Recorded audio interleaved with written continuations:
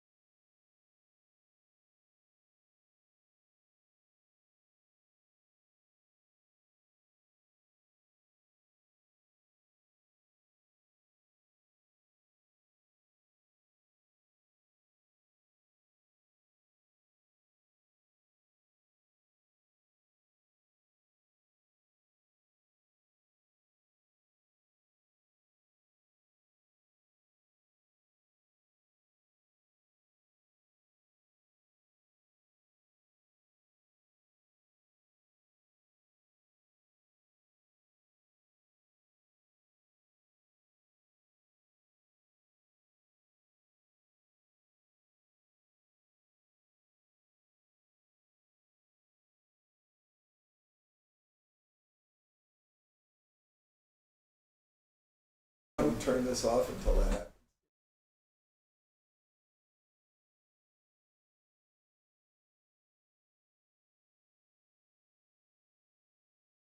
Executive session, there were no motions made, no votes taken, and we are moving on with our agenda. The next item on the agenda is first selecting remarks. I'd like to just start by indicating one of the great successes for the time that we've been together as a board is the social events that we've been having, that townwide social events, in this case Earth Day, are proving to be more and more successful as time goes on. It was a rainy day.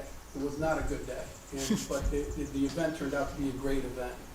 Just to give you some idea, and I forgot the email with all the statistics that I'll send out to you folks after this, or Allison will send out to you folks after this, but just to give you an idea, the library had more people go into the library. They have the little tracker that they use for people who come in, and they had the most that they've ever had, period, on that particular day. They had a book sale, and the book sale made more money than they've ever made in the highest sales past. day yet so far. Wow. So, and there were a couple of vendors who were here, a number of vendors who were here, some of us amongst them. And I know, for example, some of them, the creamery, the micro creamery, were sold out. Sold out. They did a fantastic business. The firehouse, we use the firehouse, thankfully. This would not have been possible without having that space available. So, big shout out to Sean and the volunteer fire. Not only did they provide us the space, they assisted in every way that they could in terms of making that whole area that much more accessible and that much more available to us.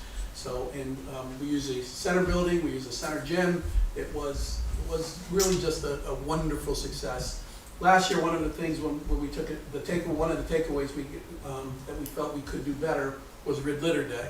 And rather than trying to do Red Litter Day on the same day, we actually had it the next day, and then we had 23 streets signed up for people to walk down and clean the streets. So, and I think we can make that bigger and bigger. And then they had on Sunday, they followed up with some of at the transfer station with the shredding and things of that nature. So it really was just a wonderful. And I got, only because I transported things, and I really can't say that I helped them in a whole lot of ways, particularly physically. It was a tremendous amount of work by a very specific group of people, and along with some of our staff, Brad who's here as a matter of fact, and some of our other staff. But it was just physically and organizationally, and it just was a tremendous amount of work. I'm saying a lot about this because I was just that impressed in terms of what they did and how they pulled it off on a rainy day. And I've gotten so many comments from residents and people who visited it. So I wanted to make sure I mentioned that. I also did want to remind everyone that the annual town meeting is this Monday at 7:30 at the center gym. The center building is at this point in time open. We have opened the fitness center. The only areas that are not specifically available right now are the child center area. And we've got some tiles here that we want to make sure we limit any traffic on, so that it doesn't move anywhere else. And we also are waiting we're hopeful that we may get a grant that will help us to do some more work in that, as far as the entire building is concerned. So the offices where this originally was identified are also right now closed, and the spaces that were used by Human Services, they've adapted to some of the other spaces right now. So things are going well there. Memorial Day, please remember Memorial Day. We have our service every morning here at here in front of the center building. Barry Josephs again will be the coordinator, the moderator for that, and we're hoping that we had great attendance last year, and we're hoping that we get as much or more in terms of that as far as that's concerned. And later on today, we'll talk a little bit more about our elderly tax assistance and some of the other assistance. The plan from my perspective in terms of our discussion is to begin our discussion. I'll be sending you the town hall will be sending you some material as relates to the different programs and different things that are available. Nick is still putting together some information for us so that we can do that. What I'd like in terms of our discussion is to identify anything that we can do and work toward that. Ordinance will have to be a big part of that, because virtually anything we can do at this point will require ordinance.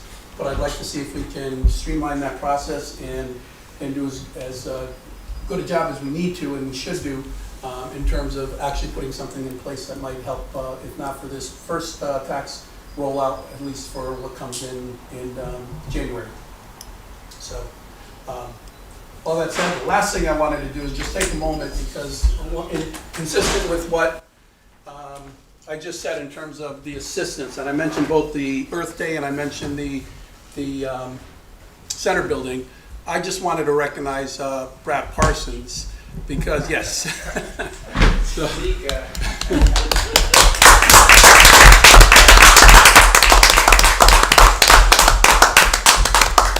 be it known to all that the first selectman, on behalf of the residents of the town of Woodbridge, extend his sincerest gratitude and recognizes Brad Parsons for more than 30 years of dedicated service to the town of Woodbridge and its residents. From keeping our town buildings safe and operational to supporting the needs of nearly every public event, meeting, gathering held in town, your work is a cornerstone of daily life in Woodbridge. No matter the ask, you consistently step up without hesitation to solve unexpected challenges. Your direct management of town support for Earth Day and your handling of the center building testing and reopening process are just the latest examples of your integrity, dedication, and skill.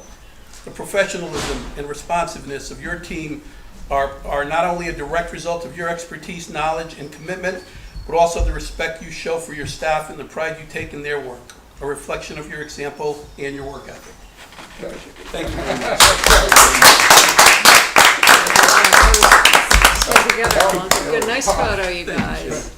I'm in the perfect spot for it. Congratulations. Thank you. Thank you, everybody. Well deserved. Thank you, Brad. Things happen, sometimes we don't take note of the fact, but it's amazing. I'll just use one example. After Earth Day, we use the Center Cafe, and it's a new space. We want to take as good care of it as we can, and it was used. It was really, there were a lot of people down there. It was a tag sale. And I remember saying to Brad, I want to make sure everything is good down there. I went down there and I looked at it, and it's like, oh my God. And I said I wanted to stop before I left to take a look at it, and a couple of hours later I went in there and it's like nobody was there. And it just speaks to the type of work you do, and I sincerely appreciate that. Thank you, Brad. And please, it goes along to your entire team. I know Mark has been a very big part of this, and please extend his thanks to us as well, from us as well. I thank him every day. I do. So, took a little longer than I usually do for my remarks, but I thought this was very important, and thanks, Brad. And don't feel like you got to stick around, because we'll be here for a bit. We'll also let you go. Yes, thank you. Thanks, Brad. Next item on our agenda is the 2025 Neighborhood Assistance Act. There was some information sent out to you, so just explaining that to make sure that everybody kind of recalled what this was about. So we'll take that item now. What we're looking for is a motion to receive the applications as outlined in the documentation that you were sent. I'll make the motion to receive the applications for the 2025 Neighborhood Assistance Act program and schedule a public hearing for 6 p.m. on Wednesday, June 11, 2025, to receive comments on the 3 applications, which I can read out here. Please. These applications are from Amity Teen Center, Inc., doing business as 10 Selden, application for $24,990 to be used for an energy efficiency project. For the Jewish Community Center of Greater New Haven, application for $50,000 to be used for energy efficient pool heating. And for Cure Rare Disease, Inc., application for $150,000 to be used for advancing treatments for children with rare diseases. Is there a second? I'll second. Any discussion on this? Can you just clarify for the public if there's match requirements for these grants? There is not. Thank you. These are all, it's a very specific program for very specific organizations and groups. We have the same 3 that file their applications for these amounts, and there's no matching. The town is really just the paper processor of this state program. Right, that's all we are. Thank you. Additional questions? All in favor? Motion carries. We've got another 5 minutes before public comment. Director of Finance report, maybe? Yeah, maybe we can get that started. Okay. Tony? Sure. Is everyone in agreement that we can move, shift on the agenda a little bit? Thank you. Sorry. Just move the microphone a little. So I have the monthly report for expenditures and revenues through April of 2025. That leaves us with a year-end surplus of just under $450,000. We have an $800,000 contribution from fund balance, so that would leave us with a slight reduction in our fund balance at the end of the year. We would still be at about 15.6% of our annual expenses. We continue to perform well in our interest income account, and we have a stable surplus of $250,000, which has been consistent the last few months. Similarly, our charge for services has a deficit of a little over $200,000, mostly from two sources, which would be the building permit fees and transfer station revenues. There's also a shortfall because of the child center lost income due to the child center closing. We have expenditure surplus in registrar of voters of probably about $20,000 due to some savings in part-time wages. Similar to a building official, surplus of $14,000.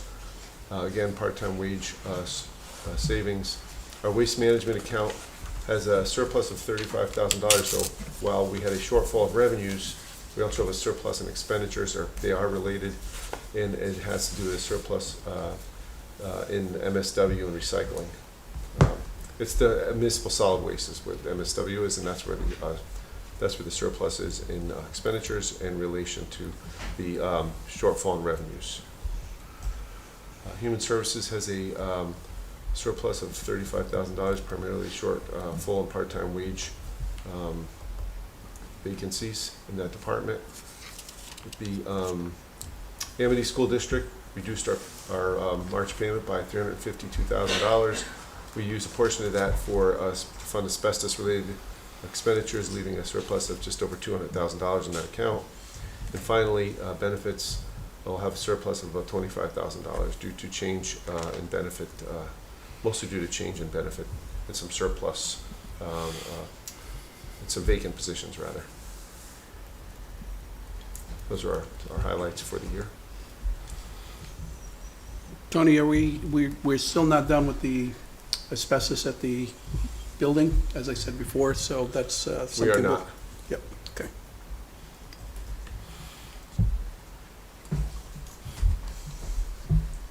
Tony, just in terms of timing, do we have to make any final funding approvals by June 30, or do we have a little bit into the summer? Or? So if you want to fund an operating expenditure, you'd have till June 30th to do that. But if we have a capital expenditure, sometimes they go into July. Okay, so just a couple more months. But just a few Okay. more, right? But Thanks. for the most part, they should have everything done by June 30th if you can. Great, So it's actually just one more month. Your yeah, meetings in just about. early June, right? Great.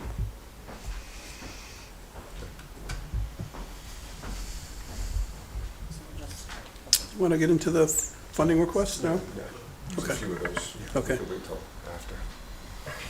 All right. We will open up the floor now for public comment. If there's anyone who is here who would like to make public comment, would like to step up, give us your name and your address. As usual, we ask for about 3 minutes. We don't have a lot, doesn't look like it right now, but go from there. I'll try for 3 minutes, but I'm hoping 36 years of service might get me an extra minute. I think it will. I think it My will. name is Matthew Giglietti. I live at 14 Brightwood Drive, and as I stated, I served the town for 36 years as chairman of the Board of Finance. I can guarantee you, longer than anybody else ever served. I don't know. I thought many times that I was losing my mind, but I stayed on because I enjoyed what I did. One thing I learned in those 36 years about the people of Woodbridge is that they like Woodbridge the way it is.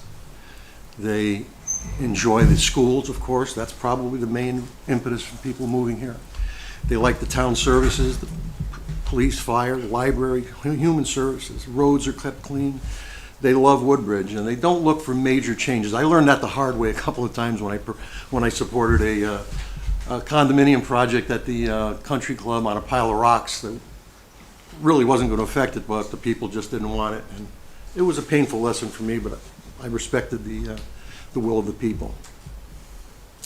Of course, I'm here to speak about this project, if you want to call it that, that's being considered for Fountain Street. I am totally perplexed as to why anybody thinks this is a good thing for Woodbridge. What amazes me, I heard that if you take this project, 4 stories, 96 units, if you take this project and move it across Fountain Street onto New Haven residential zone, it's not allowed. So New Haven doesn't allow it, but little old Woodbridge is going to allow it. To me, it's a disaster, and everything I've seen, I just got involved with this recently. I wasn't really that aware of it, but everything I've seen, it certainly appears as though we're favoring the developer on this. The developer is the guy that's getting all the good benefits, and it appears as though your TPZ, I'm calling them your TPZ, because you put them up there, you appointed them. And it seems as though they're there to represent the developer. I'm trying to figure out why anybody thinks this is a good idea, and I'm certainly hoping that it's not because they believe it's going to generate taxes to relieve the taxpayers. That is silly. I talked to I was in a graduation ceremony in Orange yesterday, and an Orange official came up to me and says, "What's new in Woodbridge?" So I said, "I'm not doing it anymore, but this is what he said. Matt, let me give you a little story." He said, "I don't know if you remember, but we fought the Avalon project for years. For years we fought it. We didn't want it because we thought it would ruin our schools.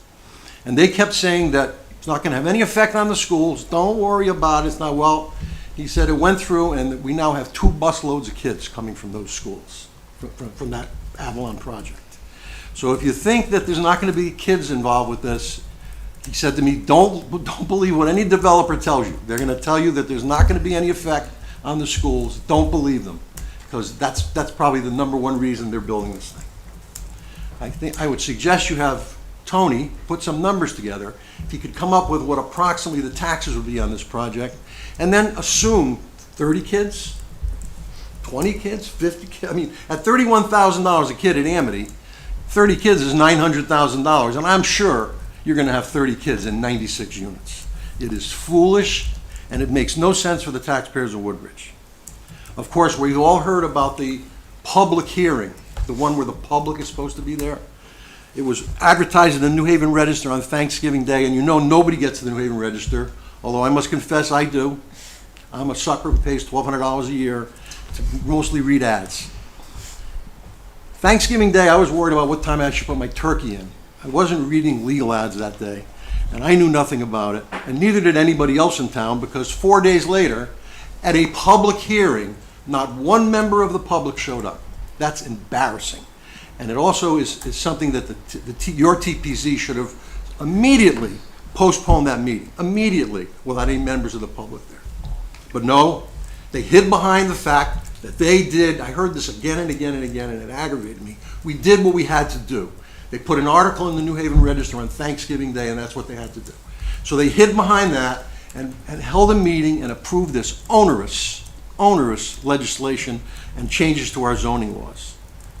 It's inconceivable that the chairman, if I was chairman of the Board of Finance, I oversaw many public hearings, and if it was an important thing and nobody showed up, I would have postponed it. He should have postponed it, but no. He hid behind, we did what we had to do and had it anyway, and approved this horrible law, and it's just wrong. I see it and I just get totally angry. Of course, a little later, there was a petition filed by someone in the area who said, "We want you to go back and undo this regulation." And that occurred a couple of weeks ago. I wasn't here, I watched it on TV. And the people who spoke were just totally articulate, accurate, saying all the things that the TPZ should have listened to and heard. And I could just look at them sitting here with stone looks on their faces, stoic. These people don't smile, your TPZ. And I could see there's no way this was ever going to happen. I could see it in their look and in their faces. And after it was all over, everybody left and they started talking about it. And I heard the chairman, again, the chairman at this meeting, his big thing was making sure his telephone was recording 3 minutes. It was ridiculous. He was sitting there, all he was worried about was his phone and making sure nobody spoke for more than 3 minutes. So they started to talk, and another interesting fact, I wish our town attorney was here so I could ask him a question. At the very beginning of the meeting, one of the members walked out and said he had a conflict. He walked out, and I don't know where he went, but he left. He didn't stay for the meeting. And then there was another one who's been criticized abundantly for being conflicted. And 2 people challenged her on her conflict, and she absolutely said no. She participated in the meeting, she questioned the presenters, and she took part in it. Then, when they met after the meeting to discuss it, she stood up and said, "I'm recusing myself." Really? You sat in on this whole meeting and now you're recusing yourself? If the attorney was here, I'd like to know if that voids the meeting. She had no right to be sitting here if she has a conflict. I'm just totally perplexed again as to why this has been allowed to happen. Somebody's driving this bus, and I think the people of this town, I mean, everybody I talk to is absolutely against this. And I think the Board of Selectmen, you should be, in your newsletter, you should be having an explanation out there telling us why you think, if in fact you do, I don't know. Obviously, it's your TP&Z that's approved this. And like I said, they look like there's no way they're ever going to reconsider this. But I think the Board of Selectmen, you're the guys that appointed these people, and you're the guys that we look to for guidance and leadership. Please tell us why you think this is a good idea. And please don't say it's because you think it's going to generate taxes. It will never generate. It is going to cost Woodbridge to have this 96 unit. My son is an administrator, a school administrator. He says he's walked into homes to visit people, 1-bedroom units. I hear 3 beds in this 1-bedroom unit. So don't think for a minute that it's going to be a 1-bedroom unit and it's going to be a husband or like older people are not going to and want to have anything to do with. They're not going to sell their house in Woodbridge and move there. They're not. So I really wish someone would tell the townspeople who are really confused why you think this is a good idea, because nobody can figure it out. Thank you. Thank you, Matt.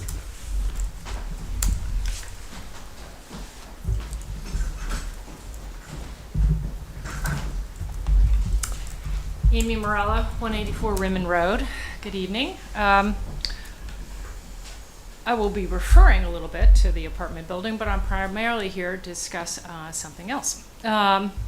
So Kathy Wick and I came before you almost 18 months ago when you began your current term in office, and we pointed out at that time significant flaws in the rushed affordable housing plan that was adopted during the COVID pandemic and urged you to take action to correct it. Instead, this administration has embraced the flawed goal of increasing housing of all kinds in our town, even to the point of adopting zoning changes that affect a large swath of our community in order to accommodate a 4-story apartment building of mostly market-rate luxury units proposed by a private developer. Ironically, the developer used erroneous statements in that very flawed affordable housing plan to justify his proposed project. In sharp contrast, the recent April 30th, 2025 housing panel presentation shone a bright light on the path that our town should be taking. While the panel's title, Housing Key to Sustainable Growth, is a misnomer, the panel of experts offered important insights and sensible advice that are worthy of attention. I recommend that every selectman take the time to watch the recorded video. Meanwhile, here are a few takeaways.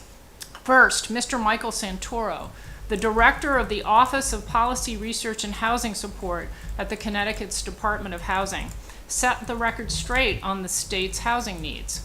At minute 26, he states expressly that it is a false statement that Connecticut needs 110 to 120,000 housing units. Instead, quote, what we have is 110 to 120,000 people paying more than they should for their housing.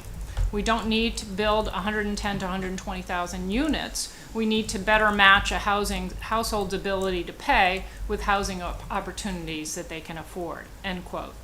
So let that sink in for a moment. Mr. Santoro, a director at the housing department for the state of Connecticut, is saying that the basis of a statewide push to build more housing units is untrue. In turn, much of the rationale for our town's push to radically increasing our housing stock is unfounded. Next, Ms. Phoebe Plouffe from LISC spoke. She emphasized the importance of the town focusing on, quote, developing housing that works for their residents and that their residents have had buy-in in the process, end quote. Then she continued, quote, it's important that the projects you are developing are not a shock to the system to people or a stark difference from the existing housing stock in the area. It's important that you create housing that is fitting in, where you can almost drive by and not even notice. This is important not only for those who are in the community already, but also for those who move into that housing, who might not want to get negative attention from folks, who want to live in housing that looks just like the housing that already exists, end quote. So Ms. Plouffe went on and offered 3 examples of housing development in Madison, Barkhamsted, and Kent that fit into the existing housing scape and are mostly or entirely affordable units. Here again, a panel expert showed that our town's housing agenda is flawed. To the extent we want to increase affordable housing, we should be working with LISC to create mostly affordable developments that are in scale with existing neighborhoods, for the benefit of both the existing homeowners and for those who would move in. Unfortunately, our town is going in the opposite direction, bending over backwards to accommodate profit-seeking private developers that promise almost no change in the percentage of affordable housing, creating the very shock to the system that Ms. Phoebe Plouffe of LISC would help us avoid. Lastly, all of the presenters agreed that Woodbridge needs a housing strategy, a plan created by the community that maps out what kind of additional housing units we want. As David Morgan, president and CEO of TEAM, said, quote, you are the experts in Woodbridge. This, referring to the panel, is the beginning of something. I challenge you to continue this conversation, end quote. Later, Mr. Morgan extolled the natural beauty of our town and warned about, quote, keeping the predatory builders and developers out of Woodbridge, end quote. Dale Krupp, the director of Community Resource Management, noted that, quote, Woodbridge needs a housing strategy for all residents, end quote, and that, quote, sensitivity to the public school system cannot be ignored, end quote. Now, how ironic is this? All 4 of the invited panelists gave expert advice on what Woodbridge should be doing, but instead we are doing the opposite. We are relying on a flawed affordable housing plan passed during the pandemic with minimal public input and then accommodating developers' interests rather than the interests of those in our community. At the very end of the panel, Kathy Hunter of the Housing Committee noted that they are, quote, planning much more conversations, end quote. Please take the experts' advice to heart, stop the current rush down a flawed path, and direct the Housing Committee to get more conversations going fast. Thank you. Thank you. Thank you.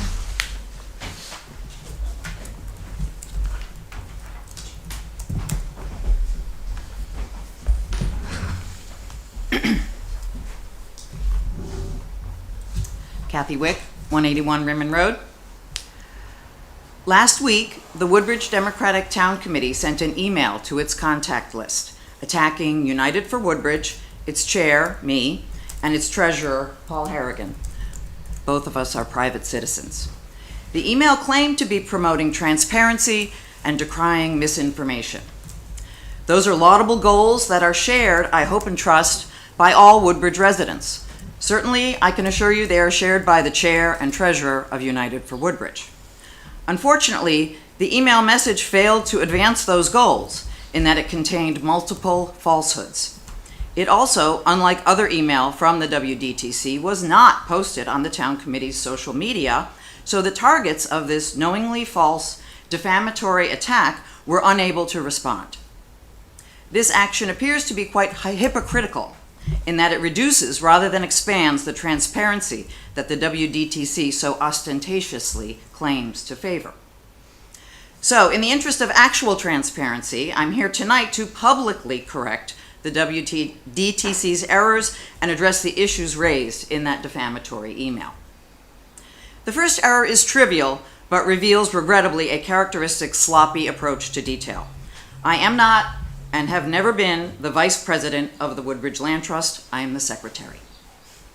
In the interest of full disclosure, since oddly, community volunteerism seems to be viewed in a negative light by the WDTC, I'm also the immediate past president of the Woodbridge Garden Club, a former longtime board member, treasurer, and vice president of Massaro Community Farm, a soccer coach to many Woodbridge children over many years, and I spent a decade as an at-large member on the Woodbridge Board of Education Facilities Committee. I also contribute every year to National Public Radio, Connecticut Food Share, the Community Soup Kitchen, and Planned Parenthood, among other worthy causes. I think you get the idea. Paul Harrigan's volunteerism was not attacked in the email, but he recently served a term on the Woodbridge Conservation Commission. The WDTC email seems to imply that there is something improper about United for Woodbridge obtaining public information via the Freedom of Information Act. Is that the WDTC's position? If there's a criticism to be made regarding the FOIA request for the town's email list, it should be directed at town leadership for failing to inform people that when they sign up for town emails, their addresses become a public record subject to FOIA. Anyone who wants it can obtain that email list. Anyone who doesn't want to get emails from United for Woodbridge can simply click unsubscribe, as we all do every single day. By the way, we've experienced very few unsubscribes and received many return messages thanking us for providing important information that the town's own publications omit. The WDTC email attack makes the vague accusation that United for Woodbridge has circulated incorrect and misleading information, but fails to be specific. First, the email mentions the green flyer sent a few months ago in January and accuses it, again vaguely, of being misleading. What statement in the flyer is incorrect or misleading? The WDTC does not say. If you carefully read the linked document presented as evidence in the WDTC email, you'll discover that that evidence actually does not contradict anything in the flyer. The only public critique of the flyer we are aware of was made verbally by Housing Committee Chair Kathy Hunter in that committee's February meeting. Those criticisms were inaccurate and were thoroughly rebutted and debunked by me in public comment at the March 3rd Housing Committee meeting. I've included those comments in my submission tonight. The WDTC email also makes the erroneous accusation that United for Woodbridge advances a so-called false narrative about a campaign letter sent by former First Selectman Ed Sheehy right before the purchase of the Country Club of Woodbridge in 2009. I'm unaware of any such assertion from United for Woodbridge. Specifically, what is the WDTC talking about? It is irresponsible to throw around such vague accusations that are impossible to answer due to their very vagueness. United for Woodbridge has simply quoted Mr. Sheehy's letter to residents as a reminder of what he promised and pledged to us in exchange for our votes, both for his reelection and for the purchase of the CCW. Kathy, Yes. have you taken this WDTC? I'm trying to give you time to state what your case is. You're taking quite a bit of our time, and this really has nothing to do with anything that we have on our agenda or anything that we're specific. Well, you're all members of the WDTC. No, we're not all members of the Well, WDTC, and it's a many of you WDC are. issue. If you have an issue with the WDTC, it's really appropriate you take it up with the WDTC. I've given you some time because I Well- respect you and I respect the forum. But Right.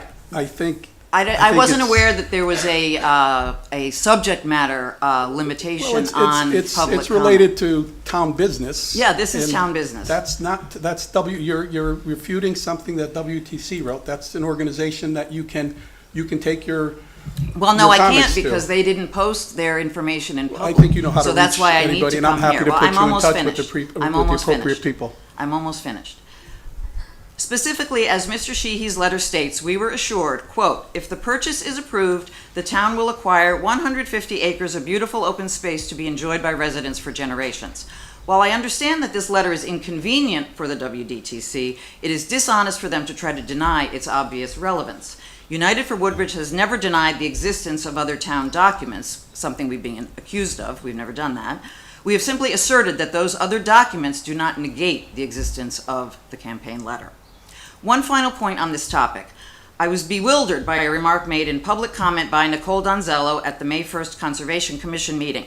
She tried to wave away Mr. Sheehy's letter, dismissing it as, quote, political propaganda. Since Ms. Donzello is the WDTC vice chair and a town official, I must ask, is this the official view of the Democratic Town Committee on their own upcoming campaign literature? Do they regard their campaign material as mere political propaganda not to be taken seriously?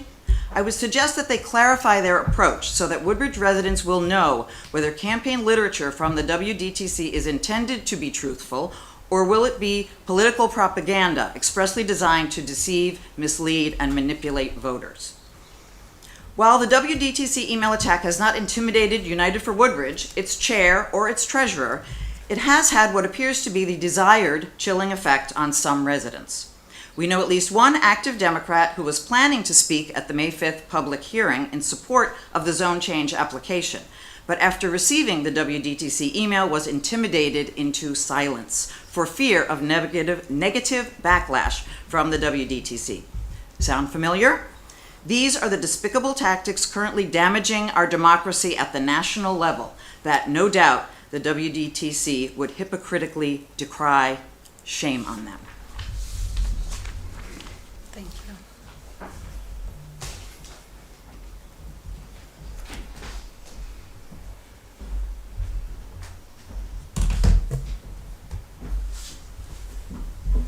Hello, my name is Paul Harrigan from 27 Brook Road.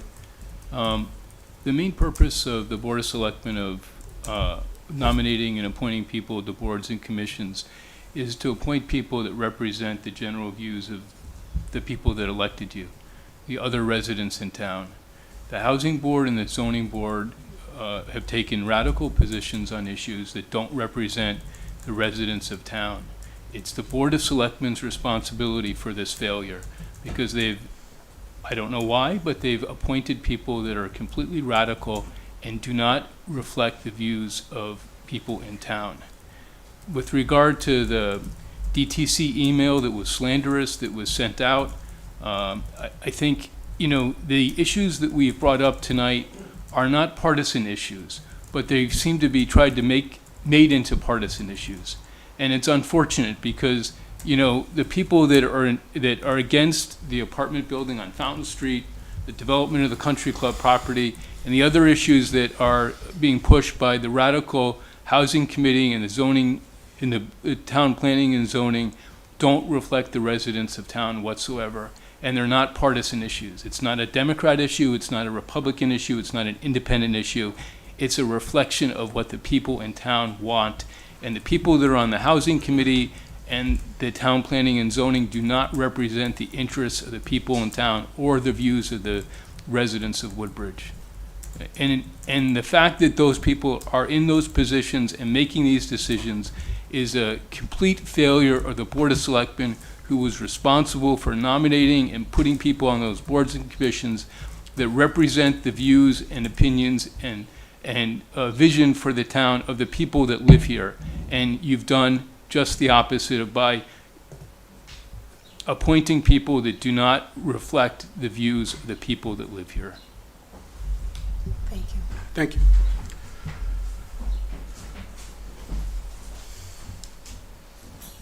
Hi, good evening, Donald Salato, 3 Knollwood Road. Hi, I've come to talk about present business and some old business. First, the old business. 26 years ago at this time, our town found itself in a lawsuit which went to the Connecticut Supreme Court in a decision that was decided en banc, in person, by the justices of the Connecticut Supreme Court on June 11th, 1999. And the fundamental claim in that lawsuit was somehow involved an attack on the lawful proceedings of town officials and an attack on the good name of Woodbridge. Does that sound familiar? So the town at that time, 26 years ago, in a sense of shared outrage and affront, in deep taking deep offense, decided to fight back. And the town was defended and represented at the Superior Court and then at the Supreme Court level by a very able Democrat town attorney, Bill Longa, and the then chairman of the Woodbridge Republican Town Committee, yours truly. How quaint. We fought like tigers because we had skin in the game.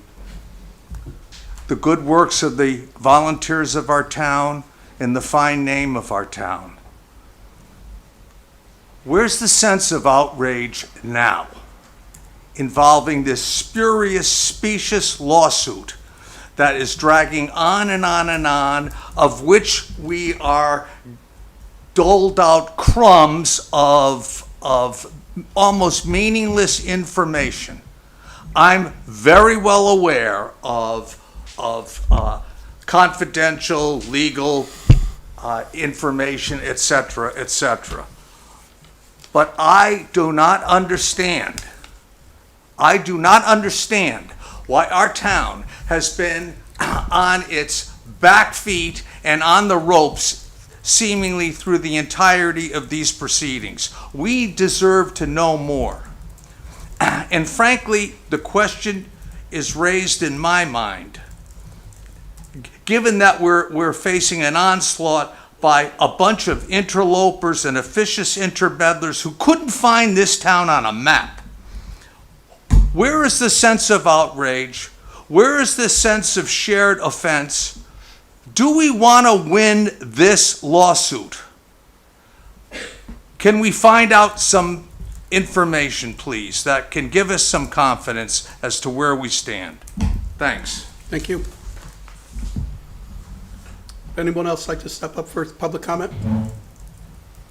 Would anyone else like to come forward with public comment? Any additional public comment? We will close our public comment segment of our agenda, and we'll move on to the next item on the agenda, which is the insurance health coverage presentation. Are the folks here? Yep. Great. They're here.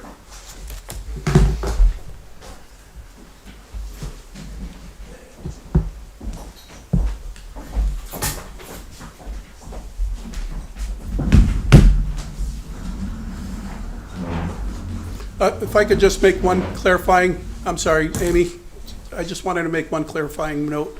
It was mentioned a couple of times, and I think it was Kathy and Paul who might have mentioned it.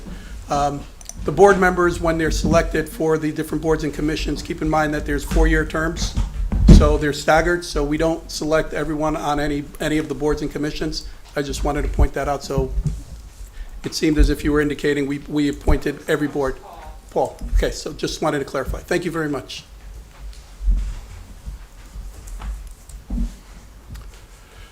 Hi. Hi there. Greg Coyne from Patriot Growth Insurance Services, and I have Michelle Karpowicz with me. Michelle?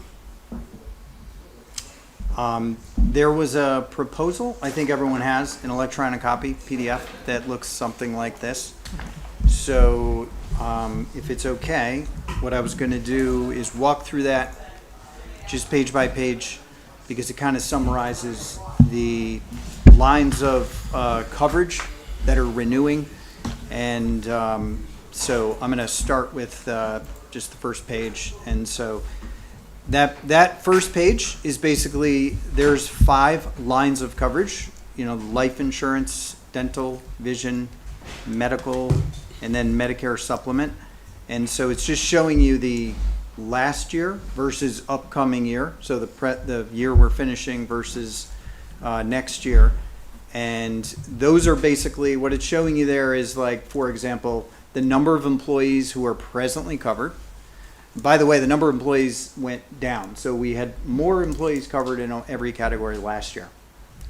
But in order to kind of show you a real effect of like a static census, we just use the present enrolled census.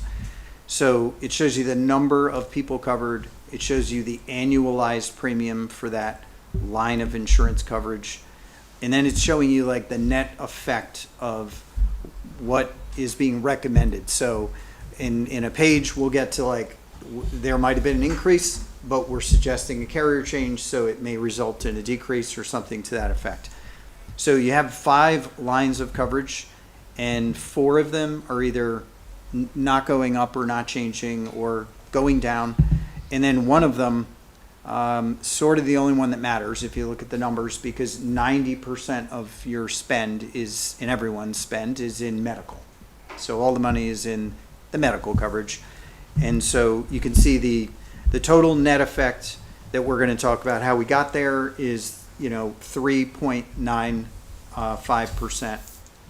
And then we'll talk about what that means, because we're going to have some carrier changes and things like that. By the way, if there's any questions during any part of this, you don't need to wait to the end. Feel free to just go ahead and ask. Any questions on that page? So actually, Greg, so you're saying that you're holding steady the enrollment, but that's not the true enrollment that we're expecting, so there's an additional. That's all these numbers are really current enrollment. Like, so when we go out to shop, we Just kind of rolling like freeze it.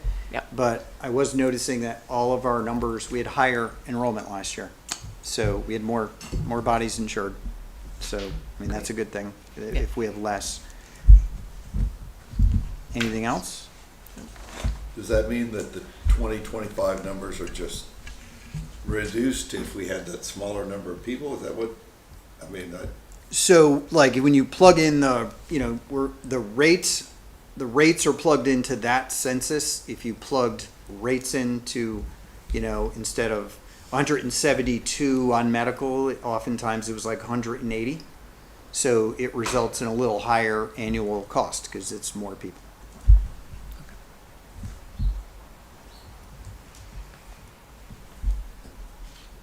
On the next page, so currently our medical insurance, just to review who these carriers are, is with Connecticut in the 7th year. We have Medicare supplement insurance. Blue Cross ended that abruptly, so we had to change it this past January. Last July, we moved to Delta from Blue Cross. For some good savings, and that's Delta is our dental and our vision.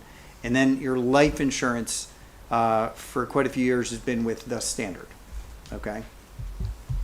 Now, carriers renewing or on rate lock. So Connecticut was renewing. Connecticut's renewal was 14.5%, and that was because there was a rate cap, and our renewal would have been more than 20% based on our claims experience.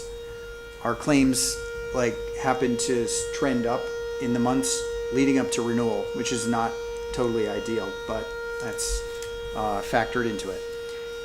Our Medicare supplement retiree coverage, that actually renews in January, so just sort of footnote the fact that goes up in January, which is why we don't know that rate right now, but I'm predicting a moderate single digit. Hopefully that's where it comes in. Our Delta dental and vision, the reason it's not going up is because we negotiated a 3-year rate lock when we bought it. So our Delta is not going up, not because they're giving us a rate pass, but because we only changed them last July and we negotiated a 3-year no increase. And then the Standard life insurance, because of some claims paid out and the fact that it was on a multi-year expiring rate, they were coming in at a 13% increase. They were totally unwilling to lower it, even though we had market numbers from others. And so that's why we did suggest a change there.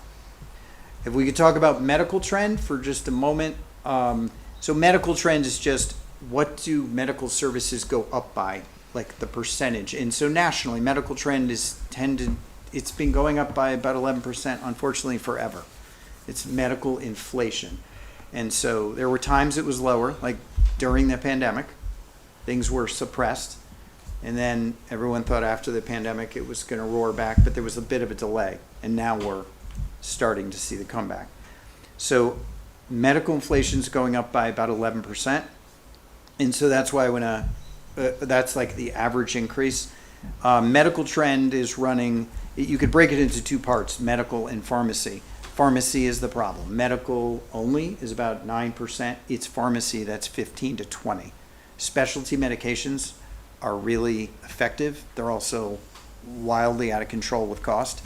GLP-1s are absolutely moving the needle, and so they work, but it's a problem.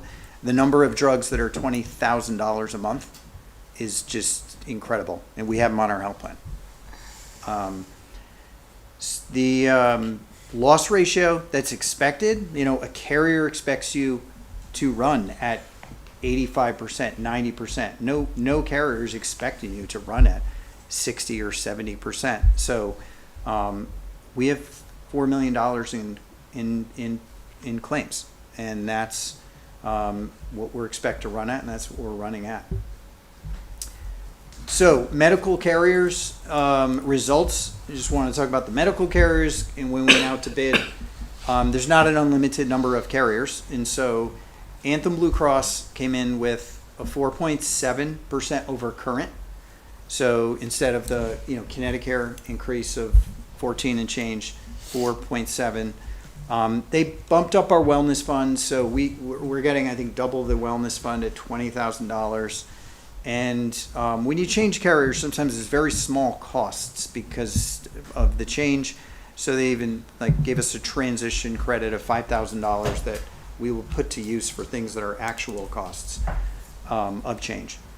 Aetna came in, I guess you could say, second place. They were at 7% and over current, offering a wellness fund, a transition credit.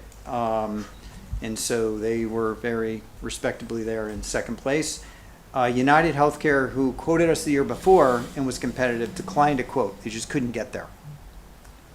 Cigna was about 10% above current, so they were the least competitive. And then we also looked at the Connecticut Partnership. It's a program where it was sort of built for municipalities. It was 5.6% above current. That includes our broker commission, and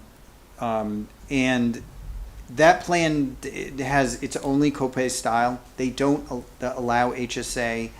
It requires a multi-year commitment. It has these requirements where if you don't get a physical exam, you end up getting financially dinged. I'm pretty familiar with it because my wife's a state employee, and those requirements are in the state plan. And it does require a lot of union negotiation, so that plan did not seem to fit your needs and wasn't more cost effective. We also quoted various self-funded plans, even though I thought the chance of you going self-funded this July was 0. I have multiple self-funded proposals that I vetted out. We spent a fair amount of time just making sure that that they could work. Honestly, not for this year, but so that we can prove to you next year that we've actually already checked these things out, and those things did come in with max costs at or below every one of the best options. But honestly, there's a bit of a learning curve and a lot of education required in that. And so I just thought we need to prepare for it, but it's not a realistic thing for this year. On the next page, just talking about Connecticut, the unique thing that was happening with Connecticut this year, just because I'm sure not everyone's aware, but they have a new owner, a company called Molina owns them. It's a Fortune 500 company. The concerning thing is that company is not in the business of group health insurance. They're in the business of Medicaid, Medicare, and so what we noticed about Connecticut is they've exited certain group health markets. Just in the last month, they exited they have a level funded product in small and large group, which was pretty popular. They exited it. 2 weeks ago. So I don't have any prediction of Connecticut's getting out of the medical business. That's not what I'm trying to say, but they also gave us no ringing endorsements that they're sticking around. And we kept asking for that with the renewal. We were begging them to please convince us you're actually going to be around, and we're not going to have some mid-year communication that you're exiting. So the numbers kind of made it easy, but We try to give them every opportunity to get there. Connecticut offered a lot less flexibility. They've actually done a really good job in previous years, and they deserve a lot of credit for being a good partner, because you had years where you had very bad claims, and they looked at the totality of the relationship, and they gave you a much better renewal that year than really they should have. So they were a good partner. It just so happened this year, when they gave us the renewal, they came right out and said, Molina has instructed us that we're going by the numbers, and we're not putting like weight on the relationship. So it was a very different kind of renewal, because they were just like, we're just been instructed to just kind of go by the numbers. And so there wasn't much negotiation in that. When it comes to dental and vision, so we mentioned we changed that last July. That was like roughly a 10-12% savings or more. And so we're with Delta. And so that's why that's not being suggested. We actually took it out to market. The reason we took it out to market is because all the carriers who sell medical also sell dental. So we just get numbers from them, because if we were to give the dental to one of the medical carriers, they would actually discount the medical. So they would actually discount your medical by 1 or 2% if you gave them the dental. Ironically, Anthem was the best carrier, and it kind of proves that you sometimes have to leave a carrier to get them to then look at you differently, because when we left Anthem, we saved a lot of money, and they weren't willing to give us that price when we left.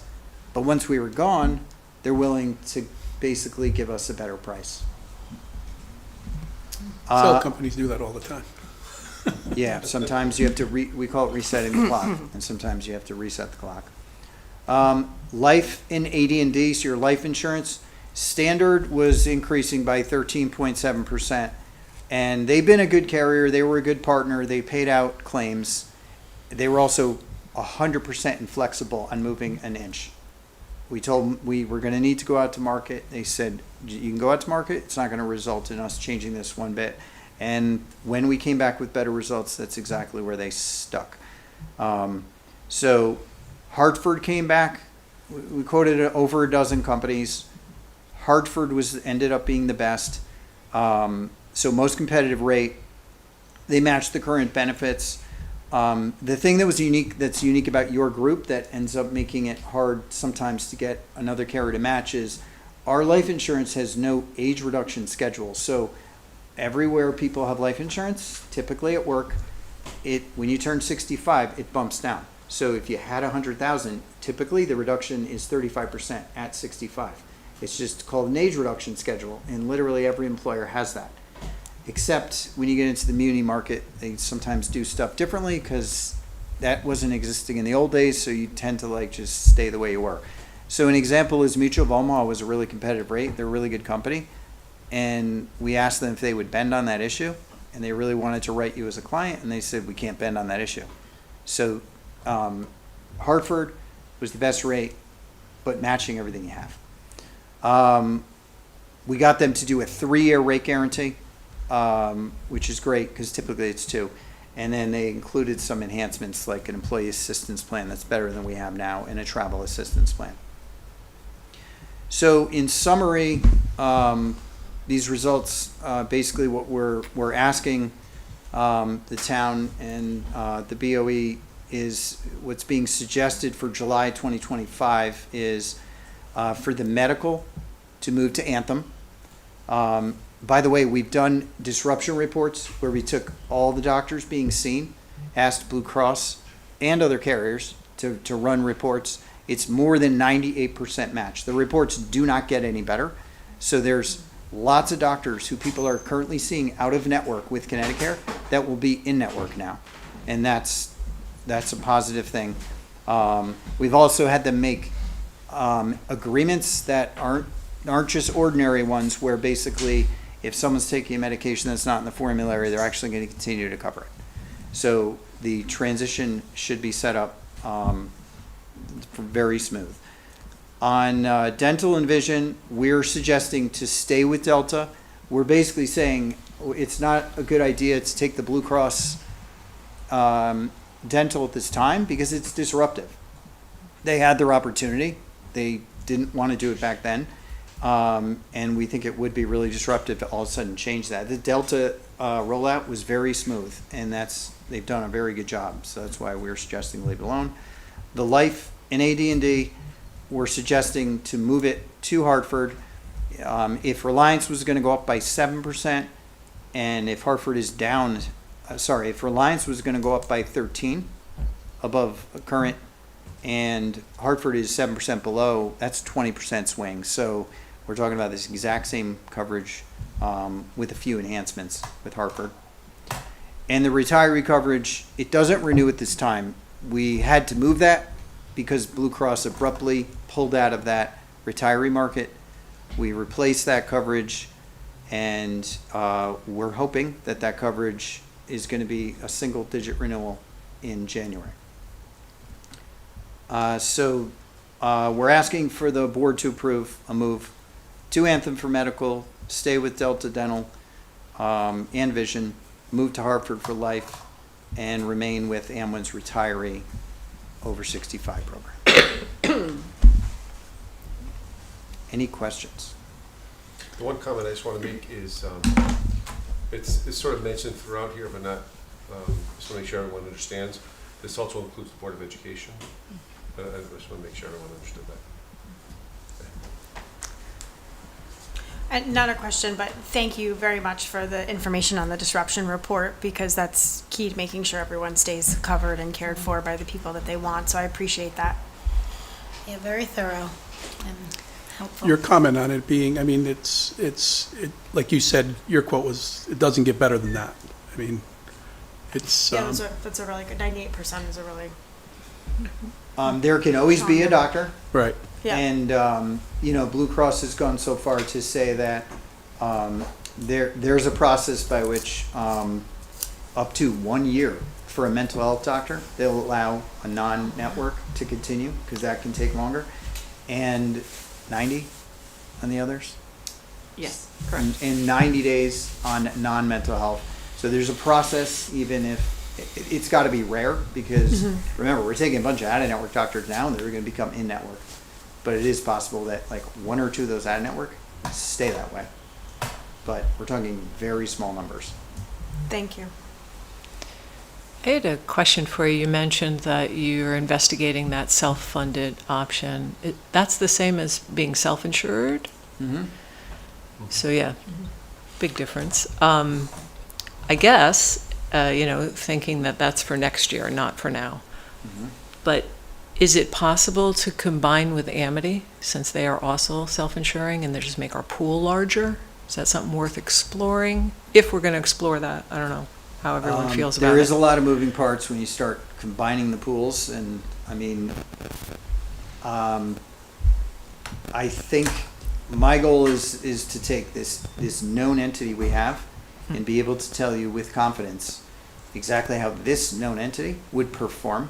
And we can do that with a decent amount of certainty. We can take your actual current spend on certain things like drugs and tell you how it would have worked had it been in this other environment. So that's the goal, is to, whether you choose that or not, doesn't matter so much to us. We want to do the homework so that you've got an A and a B.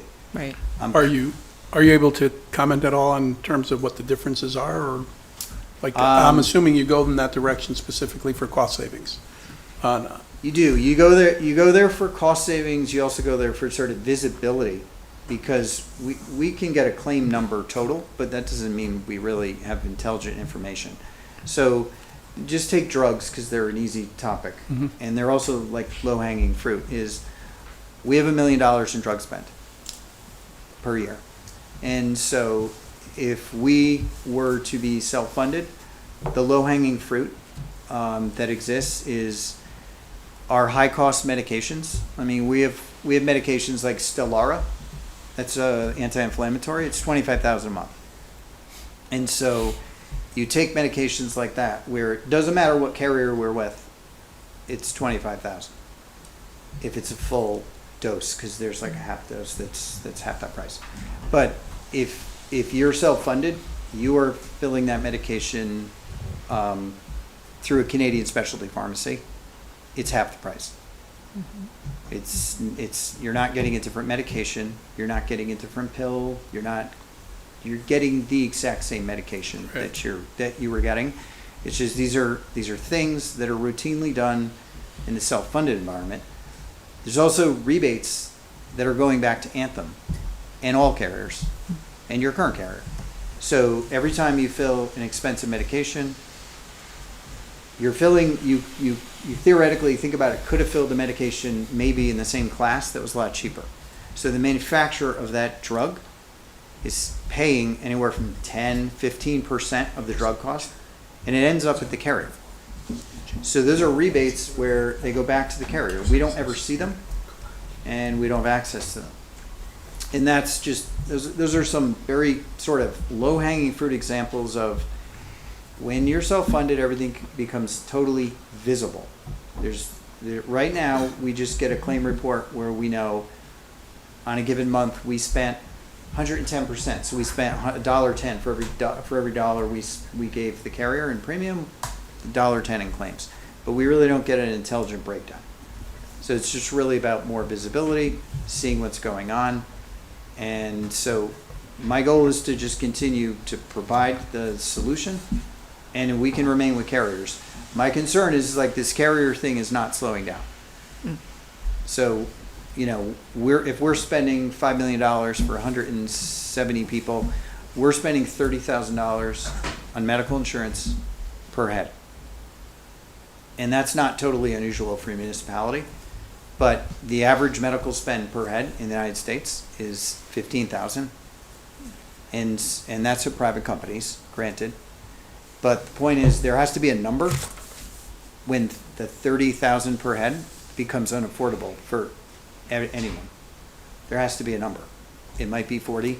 I don't know. Is it 50? But the point is, it's not going to slow down with the carriers because we don't have enough controls. We don't have enough visibility. So it sounds like that's one of the few things we can explore is what it would take to make that move. And I get what you're saying, that first we should look at what we currently have and compare it so that we get a real sense of the trade-offs, because there'll be pros and cons. Right. But then in addition to that, if we could also talk with Amity, because I know that one of their issues being self-funded is the size of their, who's insured there is small. And if it were bigger, they might do better, and if we combined with them, I'm guessing we might do better, but I would like to see an analysis of that. So it's kind of two different analysis. I see what you're saying, that first we have to make a decision.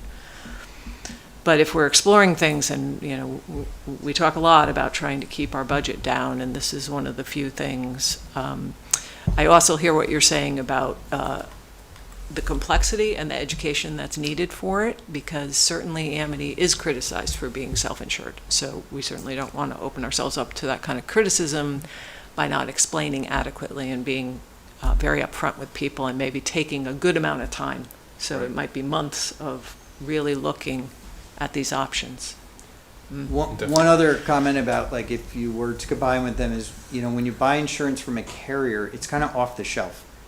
You pretty much get the product. It is what it is. Right. When you self-fund, there's an unlimited amount of adjustability, and so that is the part that actually concerns me with two groups needing to agree on. There's 50 dials, and we don't have to make it overly complex. But the point is, when you have multiple opinions on how you should dial it up, it gets a little crazy. So that's why I'm going to focus definitely on being able to compare what we have now to this other environment. And then if that goes anywhere, that's fine. But we're also just going to make sure we cover the fully insured market. Okay. Tony, the town had been self-insured at one time, not that long ago? Or? No, we had a sort of a hybrid model where we self-insured the 10% of the top 10% of the claims. If we used to have, so anywhere from like 90 to 105%. We had that for a while, but we were never fully self-insured. It really never gave you the full vision, the control. Like it's practically the same thing as being fully insured. Yeah. All right. Thank you. Thank you. Are we expecting action today? Yes. I was going to ask that in terms of process with Board of Ed being involved in this as well. Is this something They that we? historically have, the town has historically awarded the contract for both entities. Has there been discussion within the Board of Ed about this? Or? Yes, the Board of Education has been involved in all of our meetings and every step of the process. As a matter of fact, they have their own meetings set up with their staff to review the new plans as we do in ours. So we need a motion for the board to approve the move as outlined in this Correct. summary?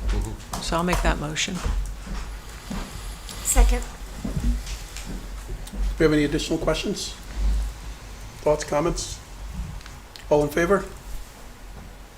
Motion carries. Thank you very much. That was Thank you. very helpful. Thank you. Have a good night.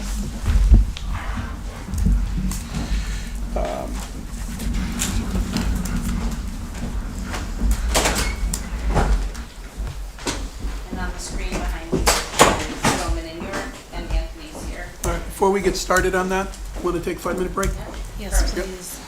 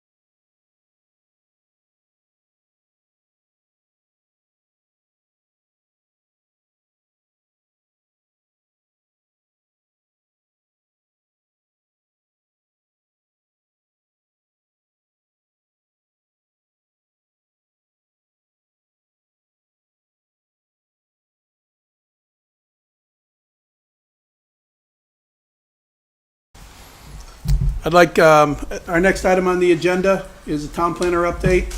We're also going to have a review of a vacant property tool that we worked on with Scrog, specifically with Anthony Logano of Scrog. So Justin, this is Justin LaFountain down in the lower left-hand corner here. And because of my angle, I can't see who's on the upper corner. Is that Derek? That's Derek. Derek? Yeah. Okay, that's what I thought. And Derek, very good.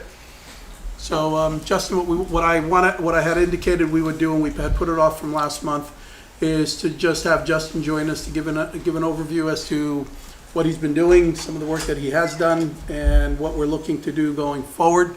So to that end, Justin, I'll turn it over to you.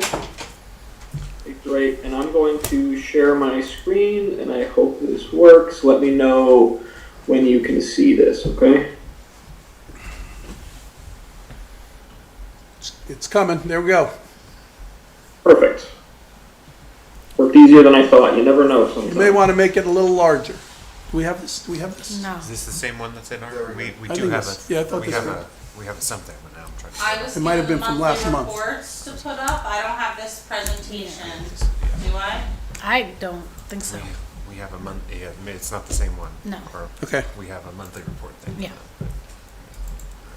Yeah, it sounds like I'm having trouble hearing, but it sounds like people got the monthly reports. That's good. This is just sort of supplemental to that, to kind of give you a sense of who we are, what we do, and why we're here. Justin, can you email me a digital copy of this at some point so I can get it to the selectmen for their packets?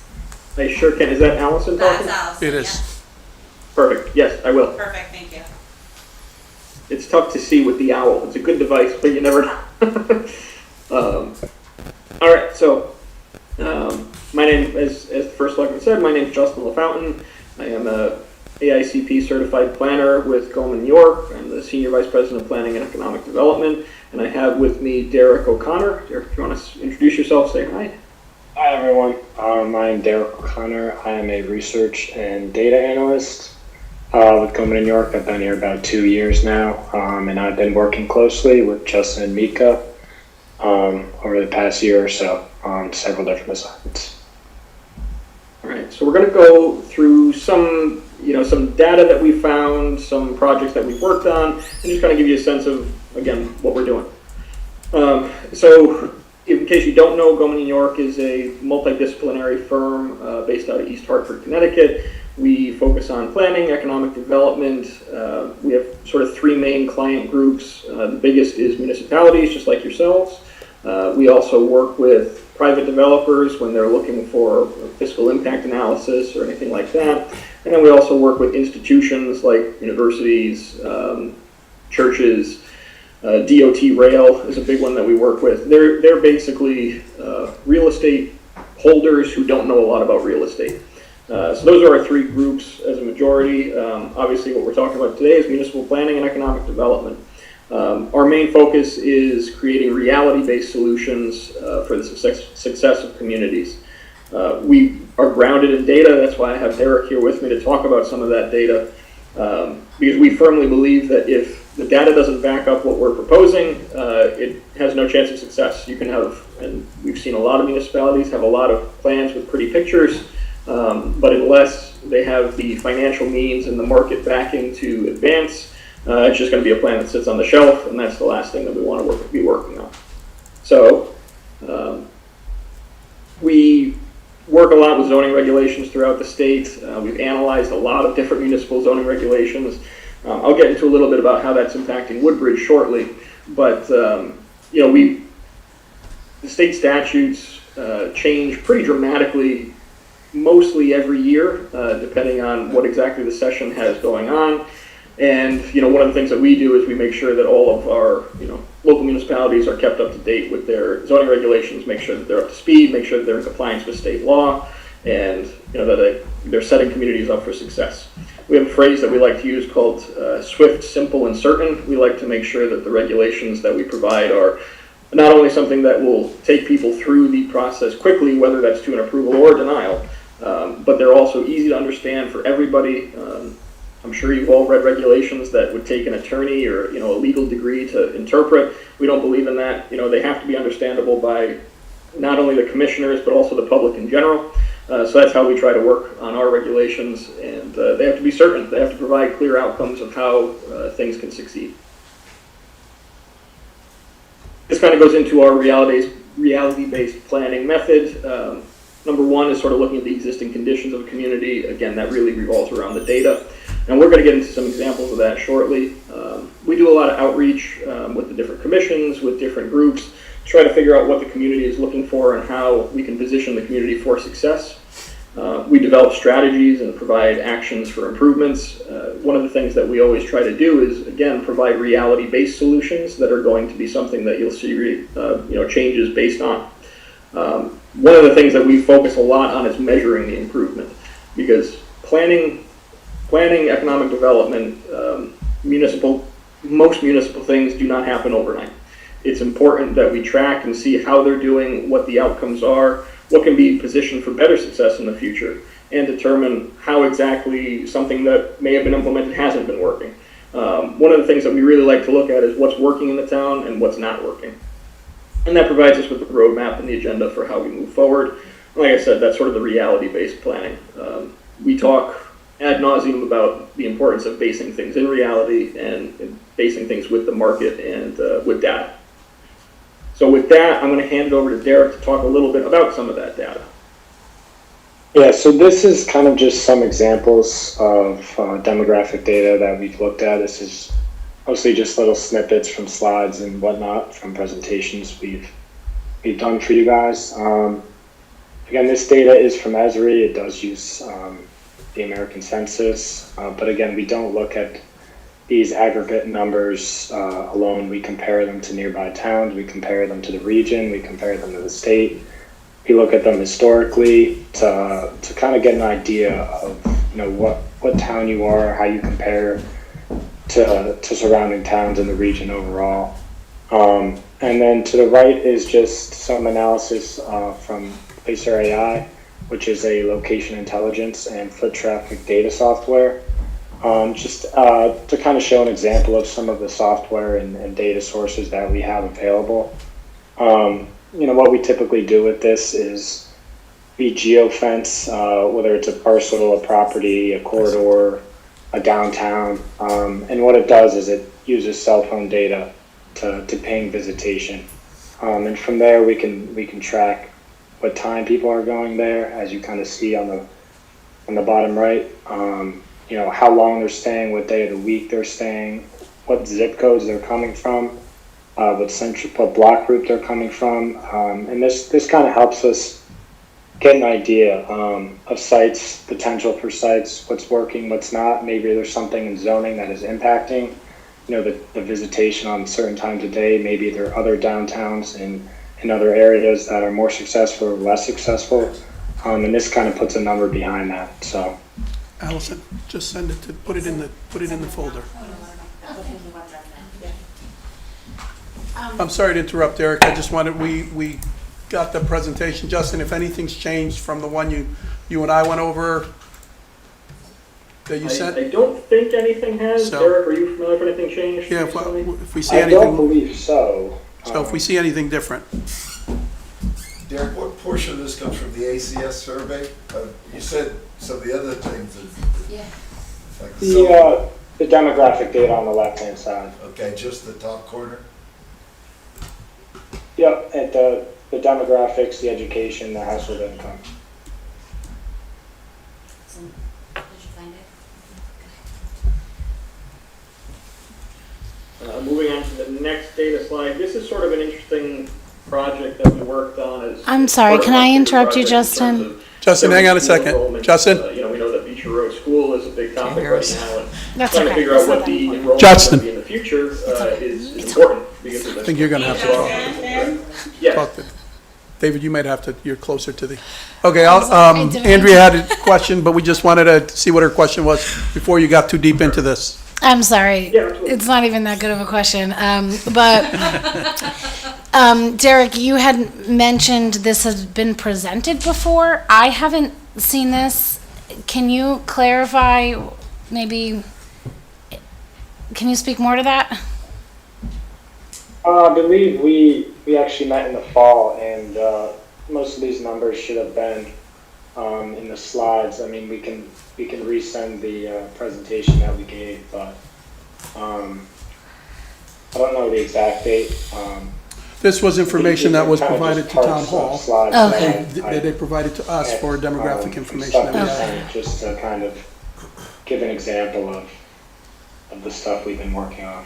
Okay, thank you. And for the visits by time of day, Yeah. are you getting a sense that that is indicative of passersby or people actually lingering? Like in the Well, Yeah. you can kind of see there the average dwell time is 71 minutes, so I wouldn't say that it's passerbys, but Stuck in traffic? It's pretty common. Yeah, that could be our commercial areas. Lucy Street traffic. You can kind of see it's not, a huge, it's not concentrated on dining. The visitation's kind of spread throughout the day. And sometimes, we'll see towns where the majority of their visits are, between 4 and 8 p.m. or whatnot because of their heavy concentration in dining and restaurants. In this case, it seems like it's a mix of common retail and restaurants. Thank you. Restaurant. We have 11. 11? 10. Yeah, okay. I'm not hearing it. If anybody does have questions, feel free to jump in. Not a problem at all. And if I keep talking, it probably means I didn't hear you, so I apologize. Are you please in? make sure that you flag me I'll down just keep somehow. unmuting my mic. But moving on to this one, like I said, it was about school enrollments, and I'll let Derek take it from there. Yeah, I believe it was Mika who reached out and wanted to see if we could take a look at how home sales and the price of them have impacted the school enrollment, and just to kind of check if there was a trend. So this kind of just gives an idea of some of the quick analyses we're able to come up with pretty quickly. So what we did was we took the standard student enrollment data from EdSite, and then we also used MLS, which is Multiple Listing Service, which tracks almost all home sale data in the state. We filtered it down to Woodbridge exclusively, and we kind of filtered back as far as we could where we felt confident in the data. I don't have it in front of me, but I believe the home sales weren't being tracked accurately pre-2000. So that's kind of how far back we went with that. And so we took it, I came up with multiple versions of this graph, but this one is just kind of showing the average price per square foot houses, and that's signaled on the left axis, and then the number of home sales, which is numbered on the right axis. There was somewhat of a trend, especially kind of following the financial crisis. But there was, years where enrollment went up and number of sales went down. So we didn't come to, a definitive conclusion based off this, but it is kind of an example of, the work we do and that the kind of access we have to data. Derek, can I ask you a question about the Amity district? You don't have their enrollment numbers factored in here? Is that right? No, we specifically asked. No, they shouldn't be factored in. We looked exclusively at I believe it was the Beecher Road. Right, so that the other half of the student enrollment picture and cost to the town is what happens when Amity students move in. I would be curious to know what that compares to. I get that you're trying to isolate Woodbridge, which makes sense. Yeah. But that's something we can look at. Yeah, because they have their you own guys experience, have right? Direct access to Woodbridge as population. It's in the same, were you the saying you were Amity, finding high it in school, Cedar? Yeah, Region 5. It's in the same database where you got the Woodbridge. This was related specifically to some of the work we were doing as far as the enrollment studies were concerned, as relates to Beecher. So, yes, we Right. can do the Amity information. Right, and I think it would be helpful because house sales are, sometimes there's kind of a mixed household with a Beecher student and an Amity student, but oftentimes. I think there are high school age kids coming into town. So I don't know if it would change the trend. I mean, I see what the trend is shown here, but this is really only half the student enrollment. So it'd be interesting to see. It's a different line. The Amity trend, overall has decreased, but I don't know. And Derek, if you're going to do that, we have to make sure we consider the Woodbridge student population as opposed to Amity being regional. The overall doesn't necessarily tell the story. Yeah, you can find that in the CERC report. That's all in there. Okay. Yeah, I mean, that's something we can put together. That's not a lot of time. So.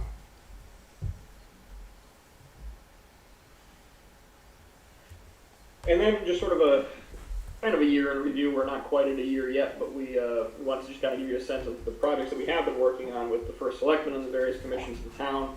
A lot of my work is focused on work with the Town Plan and Zoning Commission, in terms of reviewing applications, making sure that they are meeting, not only your current zoning regulations, but planning theory in general. Working with the Economic Development Commission to try to inspire new initiatives to bring businesses in, retain businesses that you already have. And of course, the Housing Committee with, ensuring that any housing that's brought in is being, met up with the standards of the town, and also trying to ensure that you have a diverse range of housing, because like we always say, housing is where jobs go at night. If you don't have housing, you're not going to be able to have sustainable businesses within your community. We contact with businesses throughout the business district. We work with them to try to make sure that their needs are being met. I have a few meetings scheduled in the next couple weeks with some businesses that are looking to possibly expand or looking to see what they can do with their properties. Drafting improvements to the business district regulations is a really important thing. Your regulations and your zoning in that area they're a little complicated. If any of you have taken a look through, you have a lot of business districts in a very, very small area. And quite honestly, that's something that will deter businesses. Economic development is sort of like electricity or water. It follows the path of least resistance. If somebody's looking to open up a business and they see a regulation that's very difficult to overcome, needs a lot of public hearings, is going to meet with significant opposition, they're probably going to go somewhere else, because it's going to take a lot longer to go through a town that has more, stricter regulations, and also could result in a denial. It's a blending and a mix and a balance, and trying to make sure that what you do allow is what you want, and ensuring that the regulations you have are certainly not deterring people, but more appropriately trying to encourage those types of businesses to come into town. We provided assistance to Cooper Robertson with the country club planning efforts. They've come to us with a variety of requests for data. As you know, we're very data heavy, so we can put our hands on that information pretty quickly. I know, Derek, you put together quite a bit of that information. I don't know if you want to speak to any of that type of work that we've done, or. Yeah, it was just mainly using our commercial property software, which is CoStar. Cooper Robertson did not have access to that. So we helped pull some numbers for them for the country club site. And we've done some, analyses of different types of development that could occur there. We're actually working with them right now to determine some possible student enrollments that might result from, various developments that might occur. We've worked with the town and the Board of Ed to determine some school planning and enrollment estimations. The graph that you just saw is, part of that, but we've also looked at a lot of different hypothetical situations of, okay, if you have a development of, a certain number of units coming in with a certain mix of bedrooms, what are the most likely resulting student enrollments that are going to come because of that? One of the things that was kind of interesting that I did, and it was one of those things that, you're surprised doesn't exist already throughout the state, but it didn't. And it's an Excel calculator that puts together what you need for a moratorium from 830G. A little bit of background, 830G is the statute that says if you don't have 10% affordable housing in your municipality, a developer can basically come in and go around your zoning regulations entirely. They can go taller than your regulations, denser, whatever they really want to do. And the state, through the court process, basically says they're allowed to do that. However, if you have a certain number of units that are added in a certain amount of time, you can obtain what's called a moratorium from the state to ensure that for a couple of years you don't have to worry about that eventuality. So I put together that calculator, which I think the first selectman has used in a number of situations to try to see what could happen there. We've worked on reviewing the Board of Selectmen strategic plans. I had a couple of meetings with the strategic plan committee to try to figure out, how things could be improved with that and how the goals could line up maybe a little bit better with what the community is trying to do. One of my very first tasks was providing a pretty comprehensive review of the current zoning regs that I mentioned, earlier, to try to determine what are the issues right now, what are the roadblocks. So some of those I'd like to be start implementing with the Planning and Zoning Commission to ensure that you do have adequate development that's going to support not only the tax base in town, but also the community as a whole. Give them, amenities that they can utilize, and also try to bring down the residential tax burden on the town. The residential tax burden is about 94%, I believe, of the grand list, which is quite high. So it'd be nice to try to diversify that a bit, lessen the impact on the residents, and try to shift it over to some commercial development. And then, of course, you have the plan of conservation development going on right now. Golden York's not preparing that, SLR is, but we have provided quite a bit of coordination between a variety of commissions with SLR to make sure that the different thoughts and plans and ideologies are getting into that document. With that, I do have time for questions and feedback, but I know that you also have Anthony Lagana there, and Mr. First Selectman, I don't know how you want to divide this up, what you'd like to do, but whatever you want to do is fine with me. Are there any particular questions right now? Yes. Sure. Thank you for this information. I think I'm left, this is a good recap of how you've been spending your time, and it's nice to be informed of that, but I am left with, I think, more questions. But first, I'm struggling to move on from your strategic planning comment, Justin, and trying not to take offense to it. I'm not on the strategic planning committee, but the board worked hard to vet that and navigate that and provide feedback based on our positions and based on what the public has elected us for. So I'm a little taken back by your comment on how to make them align with priorities better. Those are our priorities. So that's confusing to me. If you can help elaborate on that. And I'll add, because it's relevant, a big part of our strategic planning is focused around climate resilience, sustainability, integration of green spaces, achieving these housing diversity goals and economic development goals in balance with the environment. And in none of this report or in the report, your quarterly kind of month by month report, did I see any reflection of that in your work? And so in addition to my first comment and question, I'd also like you to address that. Sure. So in terms of your first question, the strategic plan, that's something that the First Selectman brought me in to sort of take a look at, review. I have a lot of experience with strategic plans in multiple communities throughout the state. And Mr. First Selectman, if you want to sort of let the board know why I was brought in, but it was basically to take a look and see what could be improved. Wasn't to realign, it wasn't to revise, it was specifically to help us with formatting, to help us with, and Sheila and David can certainly comment on it as well. It was to just generally speaking, see how it compares to some others that we did. Some others that others have done. Other towns. Other towns have done, and also just to, my sense still is that it's just too long. It's just too much. And as a result, we don't look at it. So what I'm looking to do is to narrow it down, use our POCD as our long strategic plan, because that's a long-term strategic plan, and then condense this into a strategic plan for priorities specifically, so that the board is working towards some very specific type items and goals, as opposed to just listing everything we would like to do, but rather a plan that tells us this is what we're going to do. Okay. And that's basically what I was looking for, some assistance and some, and, we went over it a couple of times to see what we can come up with. So, and what we essentially did, and I think we reported this out at the subsequent Board of Selectmen meeting, is to think of Justin's document, which is a lot of guidance from Mika to say what he wanted Justin and Goldman and York to be working on, as a completely separate document, and not necessarily, and in fact we did not, make any alterations to the board's strategic plan. What's on the website that we approved last June remains our strategic plan.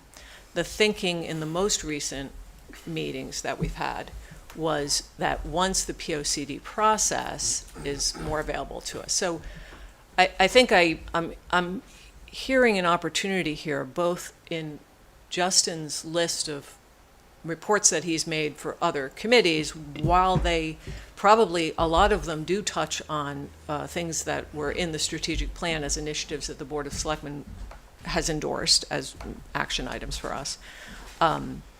There's probably a lot of data there that maybe the strategic plan should be reviewing to see where we've already made some initiatives and some progress. But I think also that strategy 12 that we did put in for this Board of Selectmen, that was the major change from the prior Board of Selectmen. There was a last strategy, which we called strategy 12. That had a lot of pieces to it that really do need this kind of expertise. So I'm pretty hopeful, and maybe we just need to have another meeting of the strategic plan to go forward and see. Some of it may have been already done, but if it hasn't, and we had it as a strategy that we wanted to make progress on, maybe there's an opportunity to have some work done.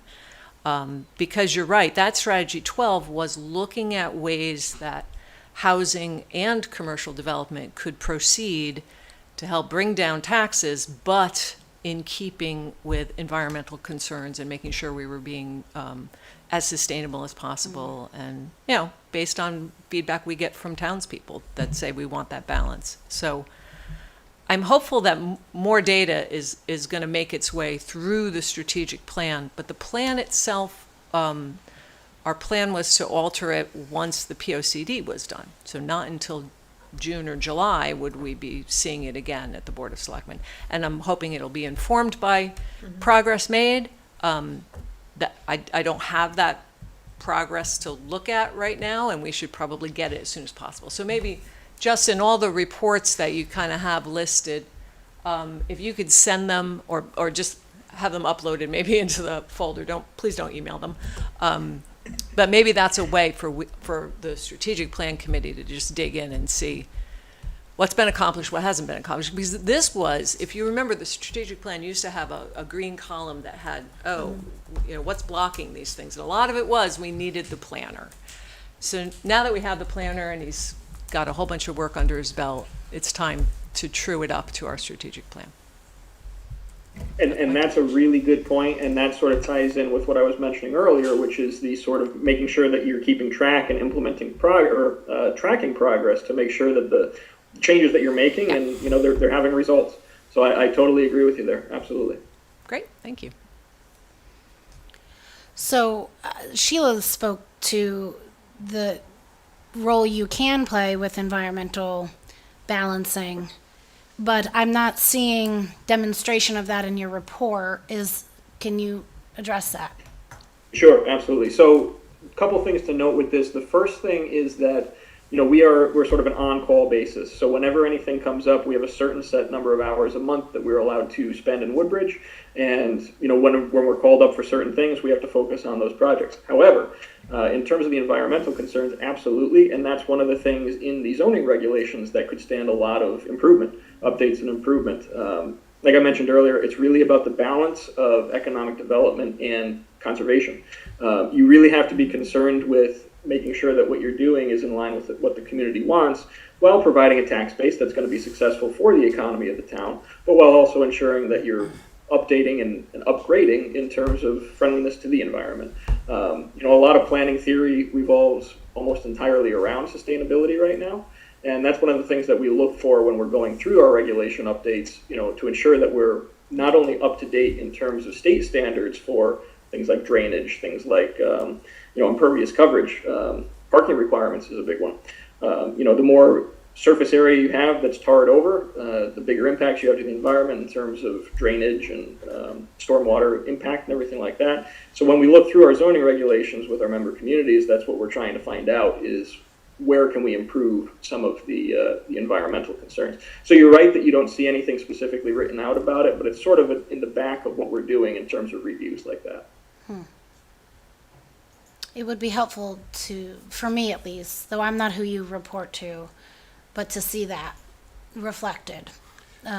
Keeping in mind, as he said, it's a limited resource, and there's been things that have happened in the town that dictate we take a particular direction or we utilize the skill set that they bring for those particular areas.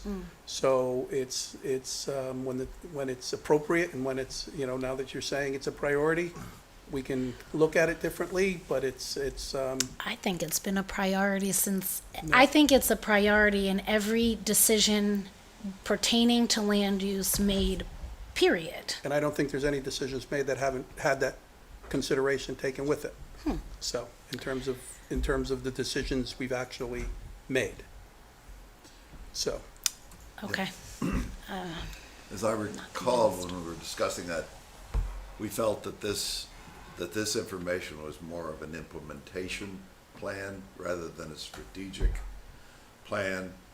But it would be nice in the implementation plan to see more actual documentation of that element, because it is implementation, which is used more internally by staff. Right. I agree, David. It can be, if you're asking if it can be improved, if we need to accent it more, we can take that. That's what I mean by you're saying it's priority. It's like you want to see that mentioned and indicated in terms of what action is actually being taken or what effort is being made or what's being researched. That's something that we can make sure we put attention to. And correct me if I'm wrong on that, Justin. No, absolutely. And one of the things I'd like to point out is, like I mentioned, we're sort of nearing a year here. And one of the things that I've talked about with Dale Krupp, who is another planning consultant with the town, more economic development based, but is trying to make sure that the scope that we do at Goldman and York is not overlapping anybody else, while also still maintaining the the desires of the community. So one of the things that I think we'll be working on, and Mika, correct me if I'm wrong, but I think we'll be working on sort of looking at that scope to see what's happened over the years, how can we refine it to make it more in line with what everybody's looking for, and make sure that we're providing a valuable asset to your community. Agreed. Can you just speak broadly to your approach, your philosophy of thought, or how you try to integrate balance of, as you've been saying, what the community wants and needs versus maybe what a developer wants or what's most enticing to the developer? Sure. So we look at things from a variety of different lenses. When we are looking at something from the economic development side, we're trying to figure out if a project's going to be feasible or if there's any way to make a project feasible. When we look at something through the lens of community involvement and sustainability and whatnot, we're looking to try to figure out how we can balance any growth with a reasonable amount of sustainability. And the important thing here to remember is that communities that aren't growing are going in reverse. In order to have progress, you really need to keep some level of development going, because what we've seen in Connecticut over especially the past 15 to 20 years is that we're behind in terms of something like housing. We don't have enough housing for that's up to date and modern. So we have to try to figure out how we are balancing housing growth and development with things like the environment. And it is, when I say it's a balance, I truly mean that. It's a what's the best way to describe it? It's something that is, there are pros and cons to both sides, and you really need to make sure that what you're doing is going to be in harmony with what you have. I'll give a specific example here. I was working with a community a little while ago that was trying to put in, well, I don't know, they weren't, but the developer was trying to put in a pretty large scale apartment complex. in an area that did not have sewer and water. In order to do that, of course, you probably know you have to have a variety of septic systems, wells, and everything like that. And quite honestly, it just did not make sense from a environmental standpoint. The impact that you're causing there is just not worthwhile. So that's why what we try to do is balance everything with ensuring that you have access, where you're encouraging development, you have access to infrastructure, and where you're encouraging sustainability and conservation, you're doing in areas that are already pristine. There's no sense in preserving an area that's a brownfield, because you have to do quite a bit of work to get there when a development is going to bring in money that allows a cleanup to happen. But what you can do is preserve the open areas that you already have, which Woodbridge is blessed with a lot of it. You have a lot of open areas that provide a great asset to the community. And one of the things to think about too is conservation areas, they do provide an amenity when people are looking to a community. And I'm sure that a lot of your residents, and maybe even you guys, when you moved to Woodbridge, you were looking for areas that are beautiful with open spaces and greenery and everything like that. So it's really a mix. We never look at a community and say, you need to develop all of your open land, because that's just not reasonable. It's not something that we want to do. What we do try to do is say, you have areas that are good possibilities for development, and you should look at those areas for potential economic growth. I also wanted to just overview very quickly some work that we did with SCROG through Anthony Logano. I know you've been sitting very, very patiently, Anthony. I appreciate that. But you want to just explain to everybody, if you want to just come up for a second, and then you can take it over there. Justin, I'm just going to hold off for a second, please. Sure. I'll probably want to screen share in the call. Yeah. Just pull this up real quick. Set it up. SCROG has access to Yukon Fellows during certain periods of the year.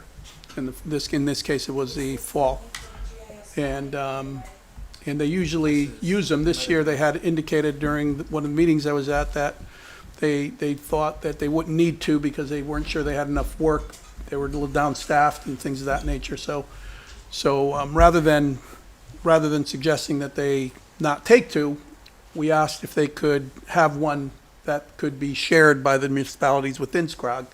And they took our suggestion and ran with it. And so we were fortunate enough to get Anthony. What he's looking to do is consistent with being a town planner, correct me if I'm wrong, and you can explain a little bit about that. But once identifying his expertise and identifying and trying to understand exactly where we were from a town perspective, I very quickly realized that he has the expertise and he has the ability and the aptitude to do do quicker something that I was looking for, and that's to understand what developable land there truly is in our town. So what Anthony, what he was tasked to do is define what land is available what land is vacant, and is truly available for some sort of development or some sort of transaction. It's something, Private and public? Private and public. On the private ones, I also asked if he could do his best to identify who the landowners were. So if we identified potential land, we had a means by which we can contact those individuals so as to see if there's any potential for any additional development. So he took what I asked him for and he ran with it, and this is what he came up with. So if you'd like, Anthony, maybe first, if there's anything else you want to say about yourself. I'll briefly introduce myself. My name is Anthony Lagana. I'm a Master's of Public Administration student. Well, I graduated on Monday, so that's all set. Congratulations. I'm also a GIS graduate certificate student at UConn, and I also finished that on Monday. So my background is largely in local government, land use, and geographic information systems. I currently work as a regional planning and municipal services intern at the South Central Regional Councils of Government, or SCROG, as Mika said. As there were 2 interns hired this year by SCROG, about half of our time was then dedicated to municipalities and being lent out. So back in October, I was handed over to Mika and the First Selectmen's office for about 4 weeks. Over those weeks, I was asked to develop a list of all vacant parcels in the town of Woodbridge using publicly available information, largely through the town GIS website, the assessor's office, and the state GIS office, which has publicly available parcel data. We could briefly go over that really quickly, but that's just to say all this information was publicly available. I didn't do any digging, so to say. This is all just vacant land based on analysis. So just to say, if land even had one little structure on it, it did not come up in this analysis. So it's just vacant. In our initial search, if you want to, well, first of all, This is all in their packets too, just so you know. I did give them Okay. access to this map and all of that too. Perfect. So this is all parcels in Woodbridge. You can kind of see it here in this general area. These are all of the vacant parcels, and I'll zoom out a little bit. That's a little bit too much, but yeah, I listed it basically by private residential, municipally owned, private commercial, things of that nature. After a conversation with Mika, we realized we obviously don't have any reason to look at land trust land or water authority land or utilities, things like that. So we got rid of those, and that's what it left us with. These parcels here, which are either private residential, municipal, private commercial, or state owned. Let me zoom in a little more again. And from here, we kind of just developed a list looking at whether these parcels could be. Let me do this really quick. So these are just those parcels developed or categorized based on essentially what can be done with them under current zoning regulations without changing anything. So whether they can become 2-family homes with special exceptions, 2 families with site plan approvals, or 3 or more units, or 2-family with zoning permits, if they include a certain number of affordable units. So this is under current regulations, and you kind of just see how they're scattered around town. I also wanted to show some other aspects that were incorporated into this tool. Again, this tool does not recommend any course of action. It just shows what can be done where. So we have the sewer line estimate, the public water line estimate, the public water supply watershed estimate, which is in dark blue here. And you could also see all of the town parcels in purple. I'll just disable that really quick. So these were kind of the parcels in total that we discovered in town based on what they can be used for. And Mika or anyone can ask any clarifying questions. We also did a third, more granular look at some final highlighted properties. In all honesty, a lot of these properties that we even found that were vacant had deed restrictions. They had very rough topography. They were close to wetlands. Essentially, a lot of them were very, I guess, undesirable in terms of development. So I'm sorry, which one are those identified as undesirable? In which?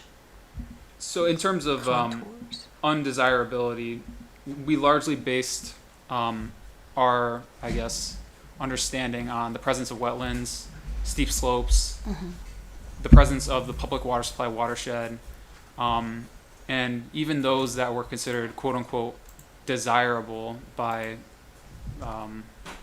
terms of not being desirable in terms of we want to build here, but being desirable of can we even build Suitable here? conditions. Exactly. Suitable is a much better term, yes. Even those were largely deed restricted or had their own issues. And we had, some of these, and for example, 160 Pease Road, I mean, that was just a field and it was deed restricted, right? You're not going to want to do anything with that. 1811 Litchfield Turnpike, that was up against the pond. You don't probably want to do anything with that. There were some properties in the downtown area that were vacant when I started the search and are no longer vacant, and they're being developed. So it's just to say that we did this analysis solely based on zoning regulations, wetland soils, wetlands, the public water supply watershed. I simply listed it all out without making any prescriptions because that's not necessarily the business Scrog is in. And this was more or less what we came up with. And I'm not sure if Mika has any specific thoughts. But Well, yeah. what was surprising, somewhat sobering, if you will, it's not a lot. It's really what it boils down to. It's not a lot. There's not a lot of area that we can that we can, and what we were trying to do is look particularly in the business district to see what vacant property there might be down there that would be kind of low-hanging fruit, for lack of a better term. Reach out to those individuals and see what can be done. So we looked at, as we looked more and more into different areas, as we put the criteria and as he identified, some of it's designated for farmland, some of it's, as he said, deed restricted. So it really turned into be a very small number of available land that would be suitable for something. Is that the cleaned vacant properties list? Is that the list of the Excel spreadsheet? The Excel spreadsheet is what we're essentially looking at now. Okay. And again, that was just vacant and not necessarily suitable for any purposes at all. It was just vacant. Understood. I'm just wondering if that final kind of part. What was the final number? Are you speaking about the PowerPoint or the Excel sheet? I'm looking at it all, and I'm on the GIS right now. Okay. So, but when Mika said, it's not a lot, I'm just wondering on which layer can I see whether it's on GIS, if it's represented in an Excel doc, or the PowerPoint, if that shortened list This is viewable.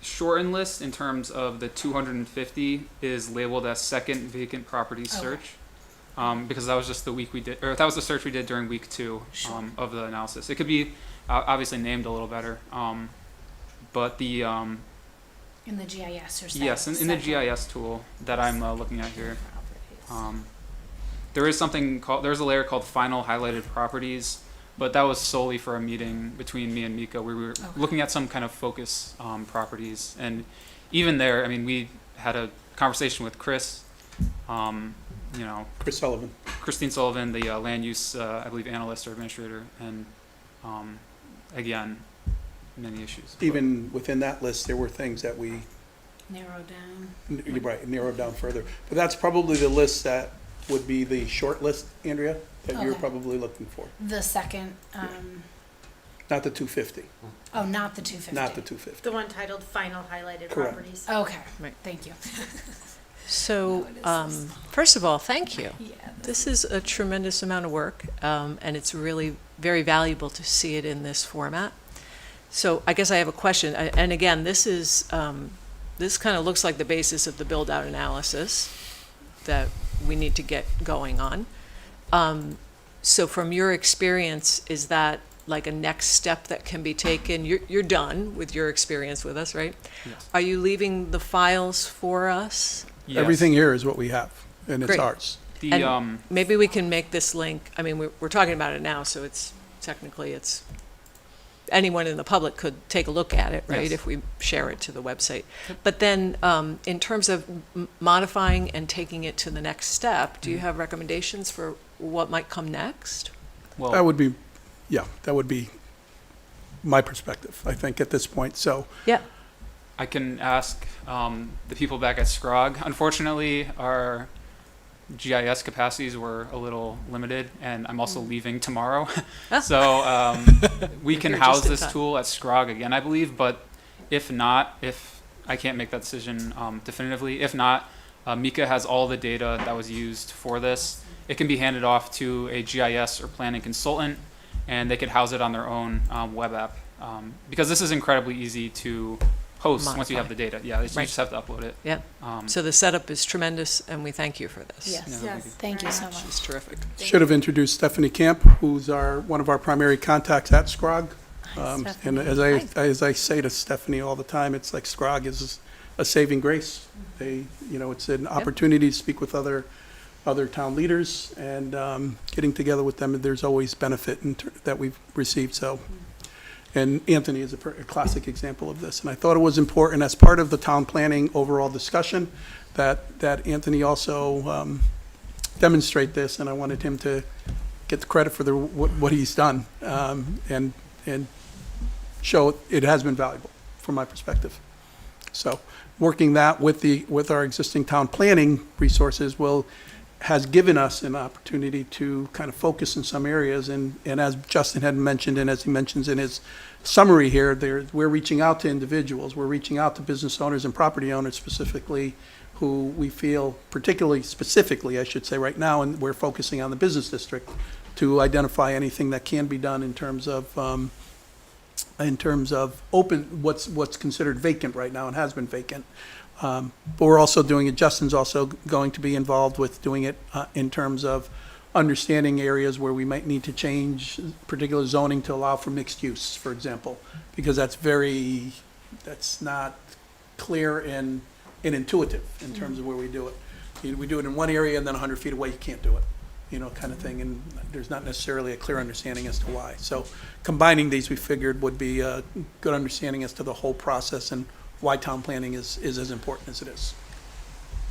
May I ask, Mika, with that in mind, the focus of this was obviously vacant, but we do have ADU regs. So is it in your vision to apply this approach to get a better sense of what that could look like? From an ADU perspective, I mean, we're clear on what we can do on ADU. Okay. What we need to do is market it. What we need to do is really understand. So what we're, along those lines, and talking to Justin, there's incentives that the town can offer that would hopefully incent people to consider it, by either deferring taxes or doing something along those lines if they're doing something.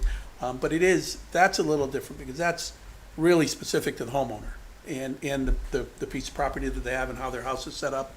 But I don't think that as many people know about it as should, because we're a leader. And again, this is something I learned at Scrog.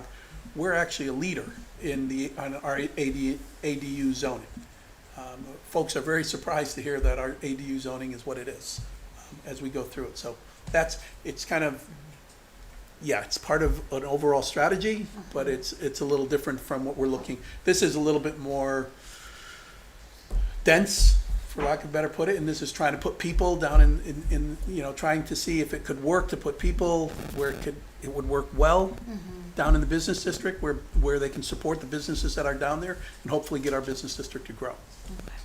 Right, so that sewer and water build out, which is, you could sort of model some options here because it's on our borders in certain places, and I know Scrog was working on taking that approach and giving that information to each of the municipalities. This is a great basis to start modeling that out a little bit and then seeing what might happen then. So it's good data to have. Thank you. Yeah. Thank you, Anthony. Yeah. Job well done. Thank you. And congratulations. Congratulations. Yeah. Thank you. Best of luck. Great. Yay. Go get them. Thank you. All right. Justin, anything more for Justin? No, I do want to echo the board's compliments to Anthony. I mean, it is a great tool. I was just introduced to it very, very recently, but it is an excellent tool, and I think Anthony has a bright future ahead of him. So, Thank you. Thank you, sir. Thank you, Justin. Derek, thank you very much for joining us. And I know we'll Thank be in you. touch. thank you. Okay, next item on the agenda is our follow-up, and I just want to reiterate again, folks, this is really just a touch base with them. We're having a meeting. We want to go over what we had before. We're not going to go over everything that we, have been done, but next month we're getting the full report. So we'll put some time on the agenda and plan for that. Yeah, I was just going to say a different agenda rather than the June meeting, do you think, or? It's up, I leave that up to you folks. That worked well I'm here. last time. It really did. I'm yeah. here. So, it's like, it's easy. My time is a little bit more available than some of you. I don't have the young kids, which makes a big difference. It does. So if we can arrange it, I'm all for it. Let me put it that way. I am too. Betsy, are you able to hear us? If you are, we're not able to hear you. I hear you, Thank you and both. I hear Mike too. There we go. We are hearing you now as well. Great. All right. All yours. Hello, Mike. Okay, can you hear us? Yes. Yes. Excellent. Good evening. We're happy to be here, provide an update here in between our last meeting and the meeting we'll be having with you in a month, when we'll have the more full report back on the cost estimating and preferred plan development. But we thought we'd take advantage of your standing meeting here just to join you and go through the feedback that we received after the board met by themselves to deliberate on the plan and go through that to confirm that we understand the direction, answer any questions you may have, and offer any clarifications. So we did provide a few slides, which I think are in your packet, and we'll walk through those unless there are any questions for us to start with. I think we're good, Mike. Go. Okay. I am searching here for, let's see. Do you want me to share? Yeah, go ahead. Okay. Please.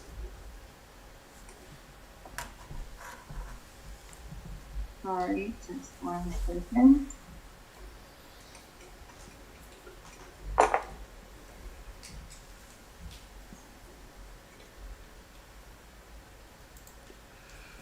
Can you see So my? the first slide here is just the same schedule that we provided in your decision-making guide. We hope this is helpful in putting where we are in context of the final steps we'll be taking here to wrap up the site's master plan. We are in between Board of Selectmen meeting number 5 and number 6 now, so just an interim check-in. After you've identified the comprehensive land use strategy, the table that you filled out, which we'll go through in just a second. When we come back to you in June, we'll have a number of items, the guiding principles again, of course, preferred illustrative plan, a kind of test case of what the comprehensive land use strategy identifies, and there'll be alternatives within that strategy. We will look at plan recommendations for the first time, so by area of the site, we'll start to address things like zoning recommendations or architectural character, things that would be more detailed recommendations that will help serve you through implementation. And of course, the cost benefit estimate, we're engaging our professional cost consultant to weigh in on the capital construction cost elements of that. We will then be working with the town to understand the increase cost on town services. That was a request coming out of the last meeting, and so we're coordinating with Tony, who will be helping us liaison with department leads from across town on those potential costs. And then Goldman and York, I heard mentioned earlier that they'll be helping apply projections for increased costs to schools. And so those will all be layered onto the capital construction cost estimates, which our team will provide. So Mike, you'll have a fuller picture. Mike, can I ask you a question there? I know we're going to get to more detail in a moment about the natural resource evaluation and valuation. Is that something that potential costs, when we're doing that step with Goldman and York, are we also going to have data to project not just build out, but not build out options? Are we going to see both modeled in the same way? we'll be providing the calculation of carbon sequestration provided by the different plan alternatives. We can translate that into dollars using a benchmark that we found from Yale. And so that's one of the environmental services that we felt that we had some strong research that was available with benchmarking that we can apply for environmental services. Okay, But and, to be clear, Sheila, I think you were asking, will we provide a comparison of the no build versus right. build cost benefit with numbers associated with both. We will only be doing the analysis on the preferred plan that was selected in the in your previous meeting and the alternatives that were selected in previous meetings. So those two columns, which I can go ahead to the next slide if that would be helpful. Yeah. So you'll have a number for the green space, really for the wooded area is where we can do the carbon sequestration calculation. You'll have a number for that on the wooded area that is shown in the preferred plan or the alternative plan, but you won't have a number for, you would have to then extrapolate from that based on the cost or benefit per acre if you wanted to look at just the do nothing option. Right, but we would have that information, so you could just do the math and extrapolate that out to that area. So I'm particularly, I guess, concerned about the stormwater aspect of this because if you are building somewhere, being able to compare what the impact is in terms of stormwater and just water itself, it's not as simple as just taking it away or adding it in, because if you've done the change in one area, it's going to change, the value that you would assign to the natural resource right next door to where you've built, right? So that's the piece. Yeah. Not carbon, with the water. Water. We don't have a metric for a dollars and cents calculation for stormwater. So there does seem to be a few tools. I know we're going to give you input, right? So we're having some discussion now, and then we're going to give you feedback within the next 5 days. Is that right? Mm-hmm. All right, yeah. So I was able to locate a couple of tools. I can share that with you. Okay. That sounds great. Are those SWOT, SWMM, and DR3M? The National Stormwater Calculator, the Forest Service iTree Hydro, and rainfall runoff models. Okay. It was like a little Google search. I'll send some tools I found in a Google search as well. I can't speak to, I've never used them, so just Google. But I can speak to iTree. And iTree is a very powerful tool that doesn't require a lot of input or heavy lifting, that can give you monetary values for a suite of ecological services. There's iTree Canopy that focuses on trees and can give you carbon and energy reduction benefits. It's much more sophisticated than carbon.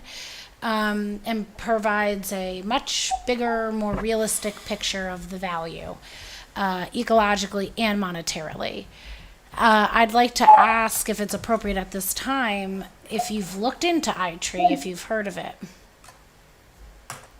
You're cutting in and out, Rhea, but we have the iTree. I think If you're somebody could- cutting in I and think somebody out. on your side might just need to mute for a moment, because it does seem like there's a lot of feedback. Did that do it? Andrea was referring to iTree. Let me see if they could hear you. Yeah, I think you heard my question. Did you hear my question? Or I could repeat it if not. You were cutting in and out a little bit, but I heard you refer to iTree, and that is one of the resources that we are looking at. Okay, great. I just think it's going to be very important to have this data. We have a very educated population. They're going to expect that we've at least done a little bit of due diligence in there. There's probably more that has to be done, after the fact. But I'd like to have it kind of in the comparison as we go forward, because otherwise we're going to have people say, but you didn't do this, and therefore nothing that you're projecting is going to work. So, Yeah, I think too, and I'm very grateful that you're bringing up these other resources that we have. I think that was one of the things I was hoping, that conservation could help inform us of, because sometimes, I don't know what I don't know, and sometimes knowing that there's these other resources out there, we'd know what to ask for. So I think that's what I was kind of hoping that input would help inform us, so that we would be able to ask these important questions And Mike, can, as we go along. to Maria's point, and to the points being made right now, is it possible to have Langen? I believe they're the ones that are providing a lot of this expertise. Am I wrong about that? You're correct.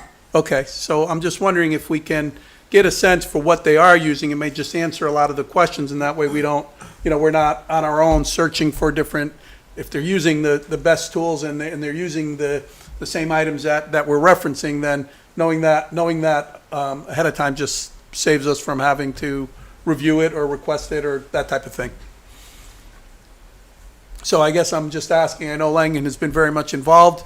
I know that they've attended a lot of the meetings, but I'm just thinking just something of a insight into that, what they've been, what they've used for resources might be helpful. Oh, you're muted, Mike.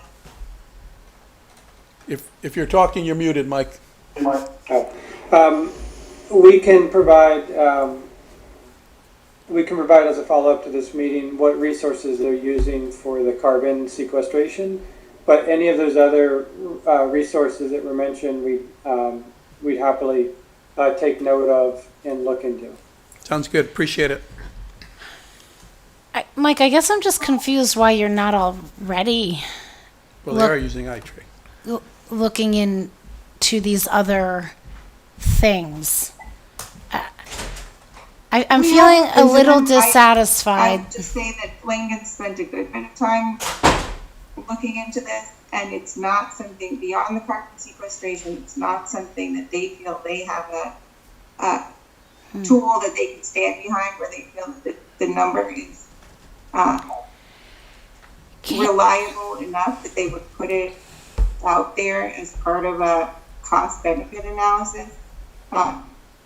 I'm sure they would be But that's happy when we to need talk it. to you further about that, but for things like stormwater, I think their approach is to manage stormwater on site if there is development. So they are not seeing that as necessarily a benefit of not building. I They don't are get very that. knowledgeable about stormwater management. But what they do is not calculate dollars and cents of what stormwater management is worth versus not building at all. That's not what they do. I think it's the impact that we They need. have done There's a some cost to research. that. They have not found a resource that they feel they can use to translate that into dollars. So we welcome your input. And we know you have a lot of expertise. I would like to see that all of the costs are taken into account. I think what I'm hearing her say, though, is there may not be a validated tool But there to is. be able to do that. I can't understand except about every other word that's being said, so. Same. So- It's very hard to hear you, Becky? Betsy. Betsy, I'm sorry, I'm really bad with names. Okay, I will leave it. Headset. I didn't hear that either. Say again? I'll just add to that what we have found, there are tools that are out there and that are useful for very large macro natural systems. And then there is a mode of calculating cost at a very specific site level with detailed engineering. We are somewhere in the middle, and there doesn't seem to be industry readily available tools for conceptual planning at this level. Beyond what we've seen for carbon sequestration, I think you could take some of the tools that are built for the macro level and apply them to this, but I think that's where we are beginning to lose confidence in the numbers and being able to assert those with a lot of accuracy.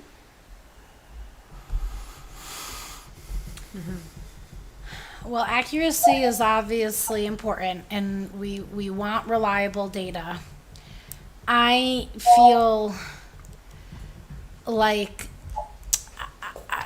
I'm struggling to navigate why this is just being presented to us as a hardship when this has been an expressed goal and need from day one, really. And I'm fearful that now, given the limited time before the final deliverable, we don't have a buffer to navigate this and explore more viable options. So I'm just feeling a little bit dissatisfied by that, to be transparent in my expectations not being met. I'm wondering if you can define carbon sequestration for me. What do you define carbon sequestration as?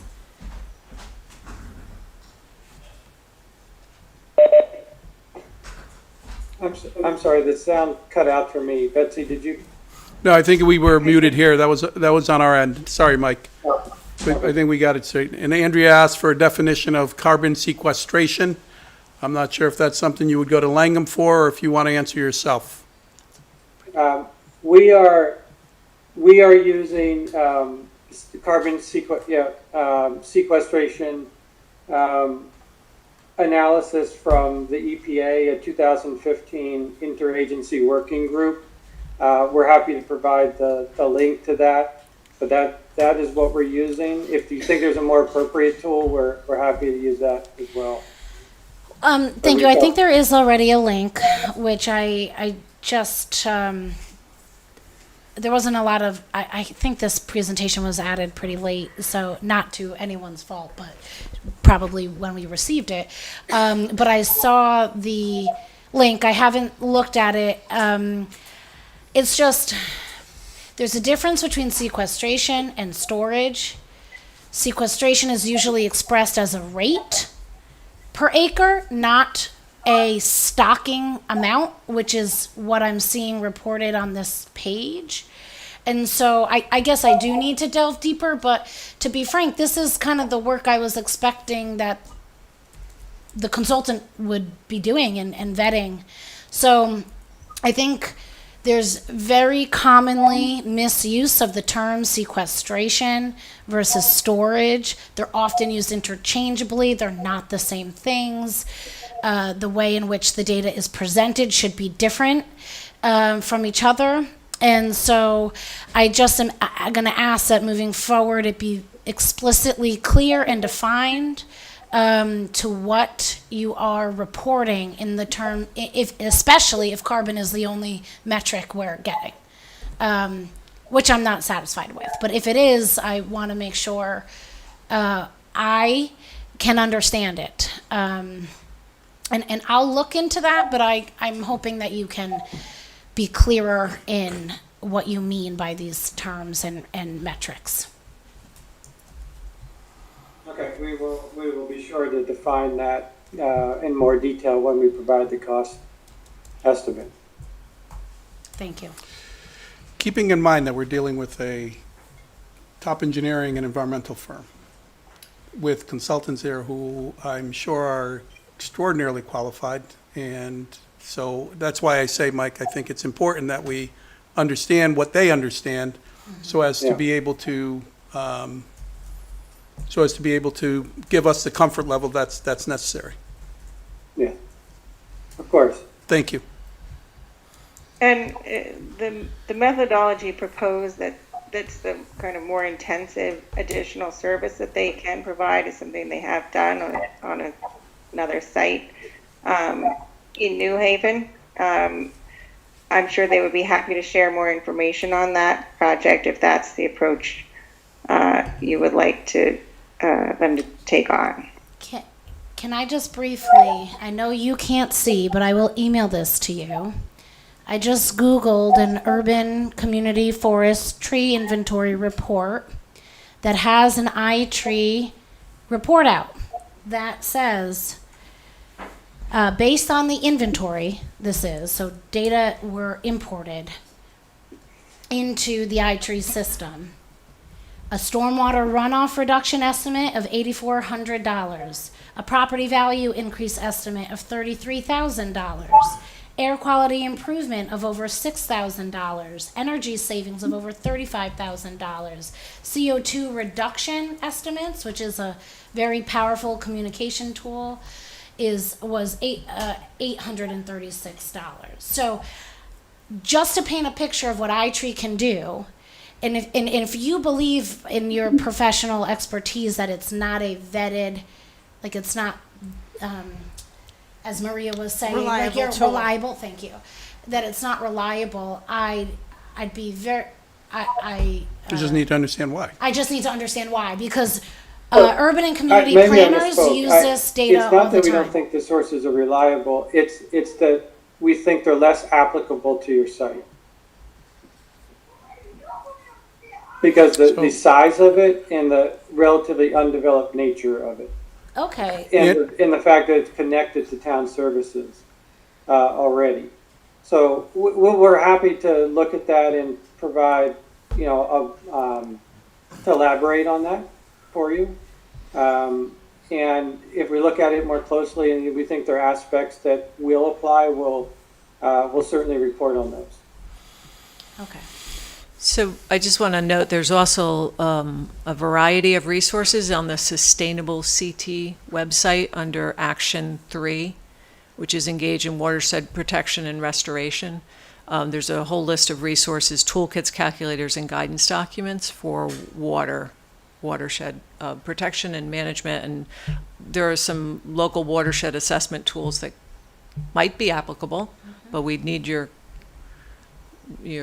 taking a look at that and letting us know if they're applicable or not, or why they might not be. But Sustainable CT is set up to be a resource for all municipalities in Connecticut, so I would think small towns and small parcels are part of that. That's a great suggestion. Another might be Connecticut Council on Soil and Water Conservation. That's an organization that has a lot of data and tools at their fingertips and might be a good source of information if you have not already engaged them.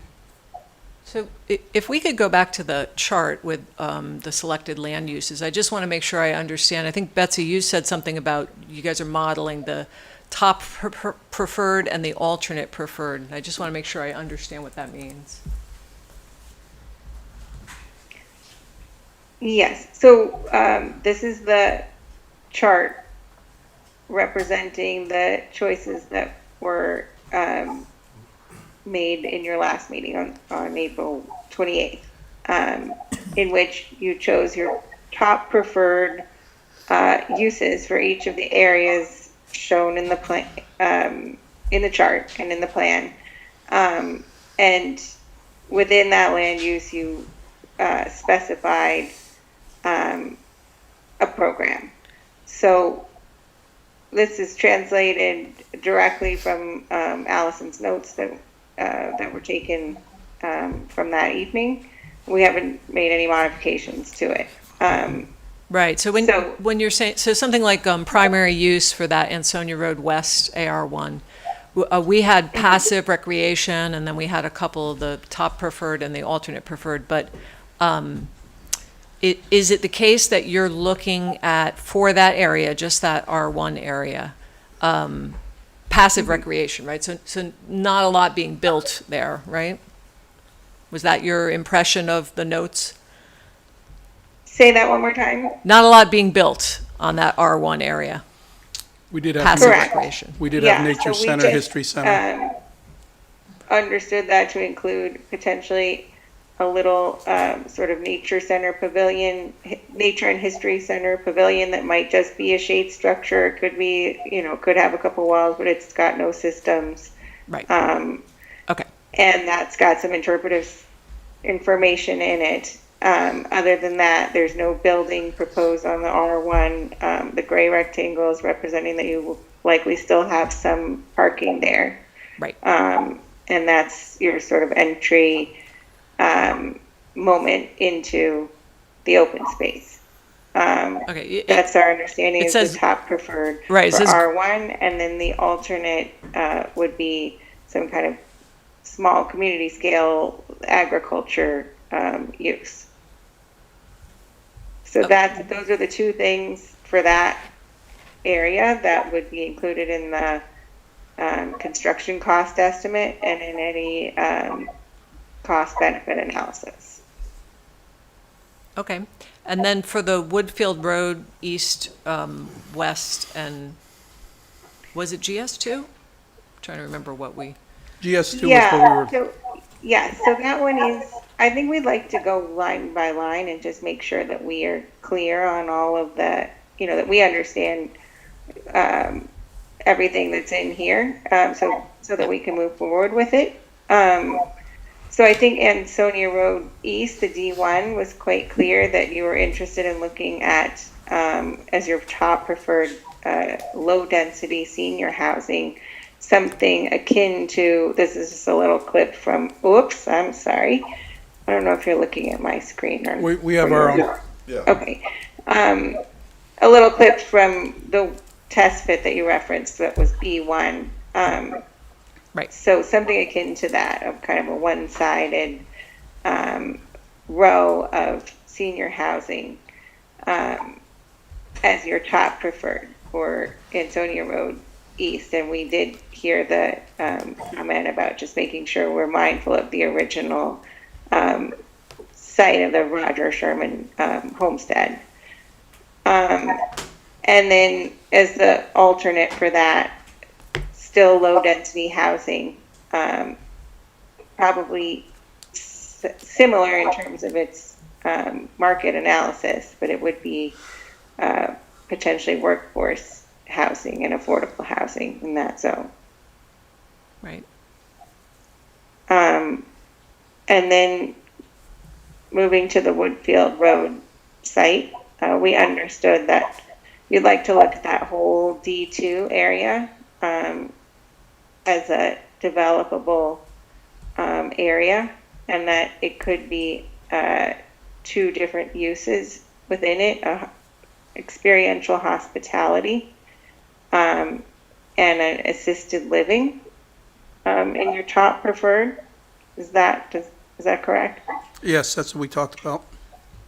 I'd like to just add in there that part of our discussion regarding hospitality included ideas of recreation, and that what we had there previously with Amenities. with amenities, yes, previously with the country club, the clubhouse, we had a pool, there's tennis courts, volleyball, those sorts of things, and part of our discussion included a hotel that might be there that might also have pool, courts, and things that would be available to the public. And so, though it didn't, I think we didn't sort of capture that in the notes at the end, but it was certainly part of our discussion. So I wanted to make sure that gets reflected in the analysis that you do. Right, so not for the town to build those amenities, but for Right, that a would be third part party. of right. That it would Yeah. be part of a hospitality complex. We had sort of talked about this whole D2 space Right. as being hospitality plus that might include these things, and that would be, we certainly saw, as this desire for these bits of active recreation that could be included in this portion. With some public access. With some, yes, exactly, Yep. with public access to it. Did you guys hear that? Yes. Yes.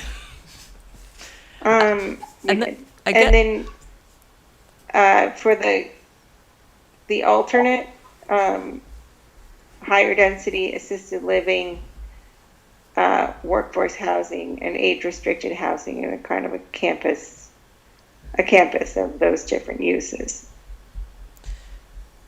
Right, and Correct? and in terms of the map itself, so that's D2, but is GS2 between Woodfield and the Wilbur Cross also possible for that? Or are you telling us, I see the way the map is colored right now, it looks like you're not including that in D2. Well, we did that to spark a conversation. I think we wanted to bring up some concerns that we have about that triangular parcel altogether, both the part we colored red and the green portion. I just want to note a few things about that parcel. The first is that is the parcel with the most contiguous mature trees anywhere in this acreage. Secondly, it does have some existing water courses in it, and it has some fairly steep slopes, especially as you get up toward the part that's still green. The last consideration is that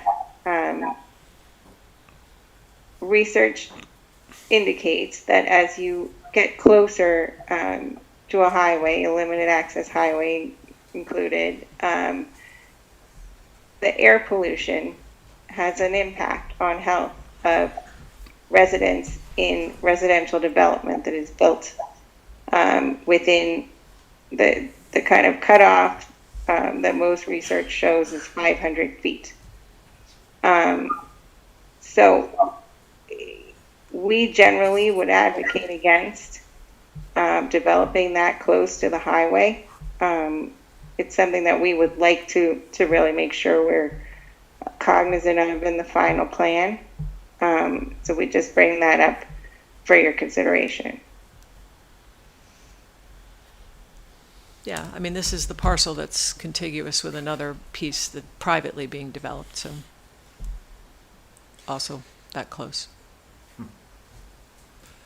That's I had thought that there had been a previous proposal to put something there, but that's not the case. Tony had corrected me on that, so we, based on what they said in terms of the type of the topology and the other area, the aspects of the land there, it's really not on, it's just leave it alone kind of thing. Well, I would still like to see it analyzed, because, as I said, this would almost butt up against what potentially is going to be a housing development further along the Wilbur Cross, closer to Fountain Street. And there might be even opportunities for access that might be needed. Access can be handled through a trail as opposed to through development. No, I mean, if it's being developed, this might be a natural place to also develop, so that if a bus is going to come in, public transportation could come in and service both parcels. It seems like, I would just like to see it modeled. That was my point in saying it last time. To see it modeled and see, and in fact, do flag for us if it's, within 500 feet of the highway and there's some compelling reasons that nothing should be built that close. Please tell us that. But I would like to see the model. Right. It sounds like this is the kind of environmental trade-off we could look at. Yep. Is what understanding the impact of these mature trees being if they right against the had to- highway, right, where against there's the highway, no what benefit animals. that provides and what taking it away. I'd also consider the. But they're not suggesting they're actually suggesting, I believe, if I understand, they have looked at it and it does not seem to be suitable for development at all. And Mike, correct me if I'm wrong, is that through your, so I'm not sure I understand what the. I mean, there's a lot of housing built right against the Wilbur Cross Parkway. All Understood, down but that's not up the and reason, they're just, that was one of the criteria. Right. It was the slope, the nature of the trees that are there, you're clear cutting a mature forest. It goes against what we see as emerging trends all across the country to prohibit residential within 300 to 500 feet of highways. In many places, it's actually become part of zoning regulations. It's not part of ours. And I add on to that, with the disturbed sites across the street, where buildings exist today, parking lots, this is a much less desirable site for for a developer who in the housing would be of lower value. Sound, air quality, they'd have to, it'd be a higher cost of construction, we believe, to be able to make those apartments attractive and comfortable to live in. They'd have less desirable outdoor spaces that are much closer. I guess our question is, when you say you'd like it ecologically higher value. I'm not understanding that there needs to, Mike. modeled, what data points are you looking for to make your decision? As far as G2 is concerned, from what I'm hearing, it's not suitable for development, so why are we talking about it? I guess that's what I'm trying to understand in terms of, we've spent a lot of time discussing how minimally we want to develop. We've identified an area that's not suitable for development, that has mature trees, and it would take us clear cutting those trees. Why are we having the discussion? I think the point is we're looking for environmental analyses on things, and we've just gotten one verbally. It'd be nice to have that written so that when we're faced with a decision, we can articulate the reasons why we've chosen the areas. It's in the packet that was added to here. Was it? Yes. Okay, because I don't see it in this There one, but that's exactly There were why. additional So- pages, or did we only put the one in? So We put this check-in one in. I think it's What about just- the other one? Remember we had a complimentary one? I think This was this the is one just that it. was for the check-in that I was told to put into the. The other one needs to go into, we'll send it to it, and that information is on Okay, there. well, that would be great. So- It'll be great. So I think having that written out, the things that you just described verbally, having that written out so that we can say, and we have it to refer to later to say, for these environmental reasons, we are not pursuing something there. And that's the kind of thing that we want to see throughout the site. And I think that's what Andrea's pointed to and Sheila's just referring to as well, so that we can show this with appropriate data. We've based our decision-making on these facts. I mean, I think it's as clear as referring back to our existing conditions map, which we've looked at many times. And we said that was the basis for locating development zones. And what we did is we took steep slopes, water courses, wooded areas, and we said, and farmland soils, these are all areas that we feel like you should avoid developing at all costs because they are sensitive landscapes. And that area has every single one of those, except for the farmland soils. And the highway. Are we okay with that? I'm not trying to I'm just trying to pull insist that or up anything. again. I'm asking the question. It seems like this is an area that we should leave untouched. So I've heard from people that developing property between the two roads would be less impactful on the environment across the street. I would like to be able to say, we looked into that, and here's what we came back with. And in fact, the idea that, our zoning should maybe say within 500 feet of a highway, you should not be developing, that's also very useful input for TPZ. So insofar as we develop it here with the expertise that we're paying for and we're getting an analysis. And I apologize because I did see that information. It's in there now. I did see that information, so I thought, and I actually wanted to include it, and I said, no, take it out and put it on the side so we have it. We don't need to see it on the slideshow, but the information is there. They did look at it. So Okay. your concern as to whether or not we considered it, we have considered it. It is not suitable. I So- put it up on the screen if you can see it now, but it is in your supplemental packet, which you should have access to now, so you can take a look at that and consider it. Thank you.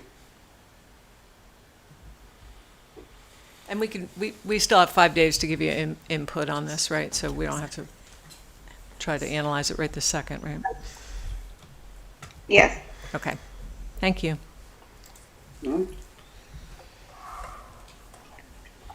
Anything else? I guess, is there anything else that you looked at and want to give us feedback? Because this is important feedback, I think.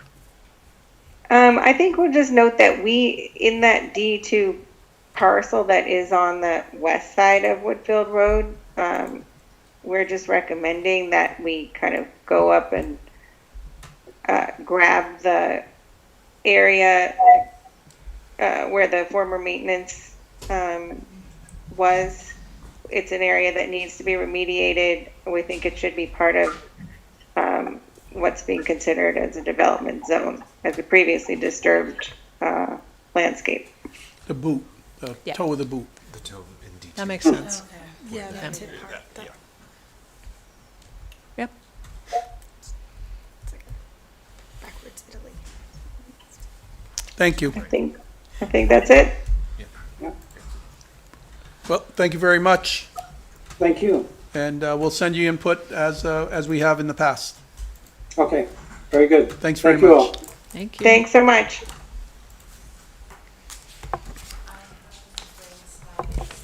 Gabe called in at 8:30 for timing. I don't know if we can move him up for the one road, but he's on the call. He's waiting for us. If he's waiting, yeah, well, yeah, if everyone's in agreement, we'll just move him up so as to not, we'll make Tony step back again.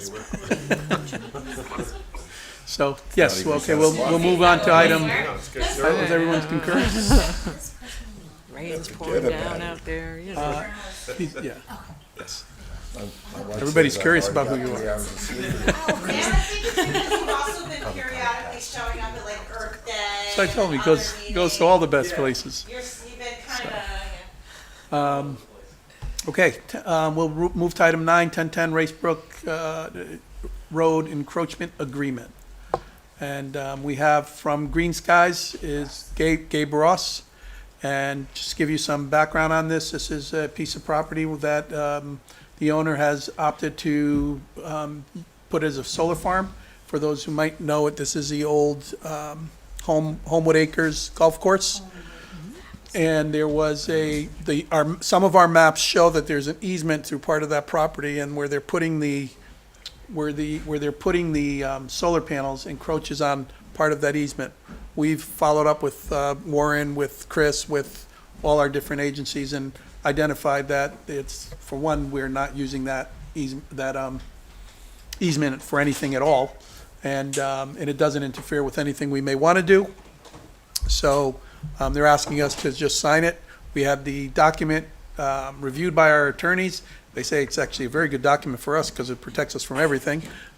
So Gabe is here just to see if there was any questions, but I need the board to say that it's okay for me to sign it, is really what we're here to do today. So, Gabe, can you hear us? Yeah, I'm here. Great. Thank you so much for having me. So, I hope I explained everything appropriately. I hope you heard what I was saying. I did, yeah. Good. The only thing I would add is that if anybody has any concerns about what exactly we're, putting into the ground, we'll be doing a geotech survey to make sure that, we're doing everything right and by the book. But in theory, this is a golf course, right? So we're pretty sure that all we'll need to do is put in steel piles and the vegetation will remain unchanged. The runoff will remain unchanged. It should be, there shouldn't be any impact. Questions? So just so I understand, it's a drainage easement on the map? Drainage easement A, is that what we're talking about? Yeah. And we don't know why we have it? We've never used it? We've never used it. From what I've been, I think from what I've been able to tell, it seems that like in the development of the cul-de-sac to the north of the golf course, this seems like it was originally the plan for the drainage easement, but there's actually the second drainage easement actually became the drainage easement, but it was just never removed. Is it an environmental engineer or something akin to that verified the installation wouldn't impact drainage or runoff notably? Yeah, so so we already did our wetland delineation. We're getting our stormwater permit from CT Deep. All of our project is going to be consistent with all of those requirements. And it is a really tiny area. I think, yeah, I mean, so we do have like, we had, we went out there to check for vernal pools, wetlands, stormwater runoff, all of that. And is it the Wepwag Road development that we're talking about that I think maybe the Homewood. owned it? Yeah, From Homewood Road, it looks like. On the GIS, it looks like that's coming from Homewood. From Homewood. Not Wepwag. Not Wepwag. Okay. Are abutters aware, or is it not necessary to tell the abutting landowners? Christine Better. Sullivan didn't bring that up as to whether it's required or not, but generally speaking, Gabe, if I'm not mistaken, when Green Skies does something like this, they do notify people as far as the abutting properties? Yeah, we've notified all the abutting properties. We're actually in conversations with 2 abutters about doing like visual simulations. So like, making sure that we're not, anybody who has direct visual impact won't be affected. But that's really the concern that the only concern that we've really gotten. And you, I think, made mention of the vegetation. This is going to remain grasses beneath, and I know sometimes with solar installs you get, a pollinator mix of grasses. Can you speak to the vegetation a little bit? Yeah. So what what I want to do with this site, because it's a golf course and because it is prime farmland, but it is, prime farmland that has been hit with pesticides, right, and flattened, and it's really, probably not ideal for farming. What we propose to the Department of Agriculture and what they have approved is to put in like lavender, yarrow, other pollinator species, all native, and like essentially let them grow and then cut them and essentially let the soil rejuvenate itself. Everything's going to be deep rooted though, because obviously, we don't want to have any impact on erosion or runoff or anything like that. I am looking at this nifty vacant property tools that was just shared with us. And when you zoom in, I think I'm looking at the watershed land, which definitely overlaps with this area where the drainage is. So my guess is that's why It may have it been was there. put to, well, I can tell you, I've golfed here, so I can tell you, I guess as you're what- going down to where you see the A going, Yeah. where easement A, down there, there's, you can see where there could be, you would want to drain. But up here where we're talking about, where they're talking about there, is not, it's on a slope, it's kind of odd. So if I understand this correctly, this is not, like, the environmental impact statement has already been done here. This is Like, this just- is already vetted for, and approved for this use. Correct. Despite the watershed and whatever. Correct. So, it's not to contemplate the appropriateness Correct. of the solar panels in this location, just these, just that drainage easement. Correct. Okay. Correct. Thank you. Is it drainage easement B only that we're talking about? Because A doesn't seem to touch the Doesn't encroach installation. it, correct. So it is only B that we're gonna? I'll let Gabe answer that, so I'm not saying the wrong thing, but Gabe, it is the B that that you're concerned about any encroachment, correct? Yeah, I think you can see, I'm sorry, I'm calling in. That's okay. But, If you zoom in, you can see the red outline. there should be an overlay of the panels that we have in that B. Yes. The drainage B. Right, I'm just wondering, do the documents indicate that we're only giving up the piece that's actually under where you have panels, or is it the entire B, or is it A and B? That's what I'm asking. It's just the part that we have panels on. Oh, okay, so just a little piece of it. All right, so what do we need, a motion? So we need a motion to enter into the contract or to allow. Authorize them to Okay. So yeah, I'll make the motion to authorize First Selectman Cardoza to enter into the contract. A second. Any additional questions? All in favor?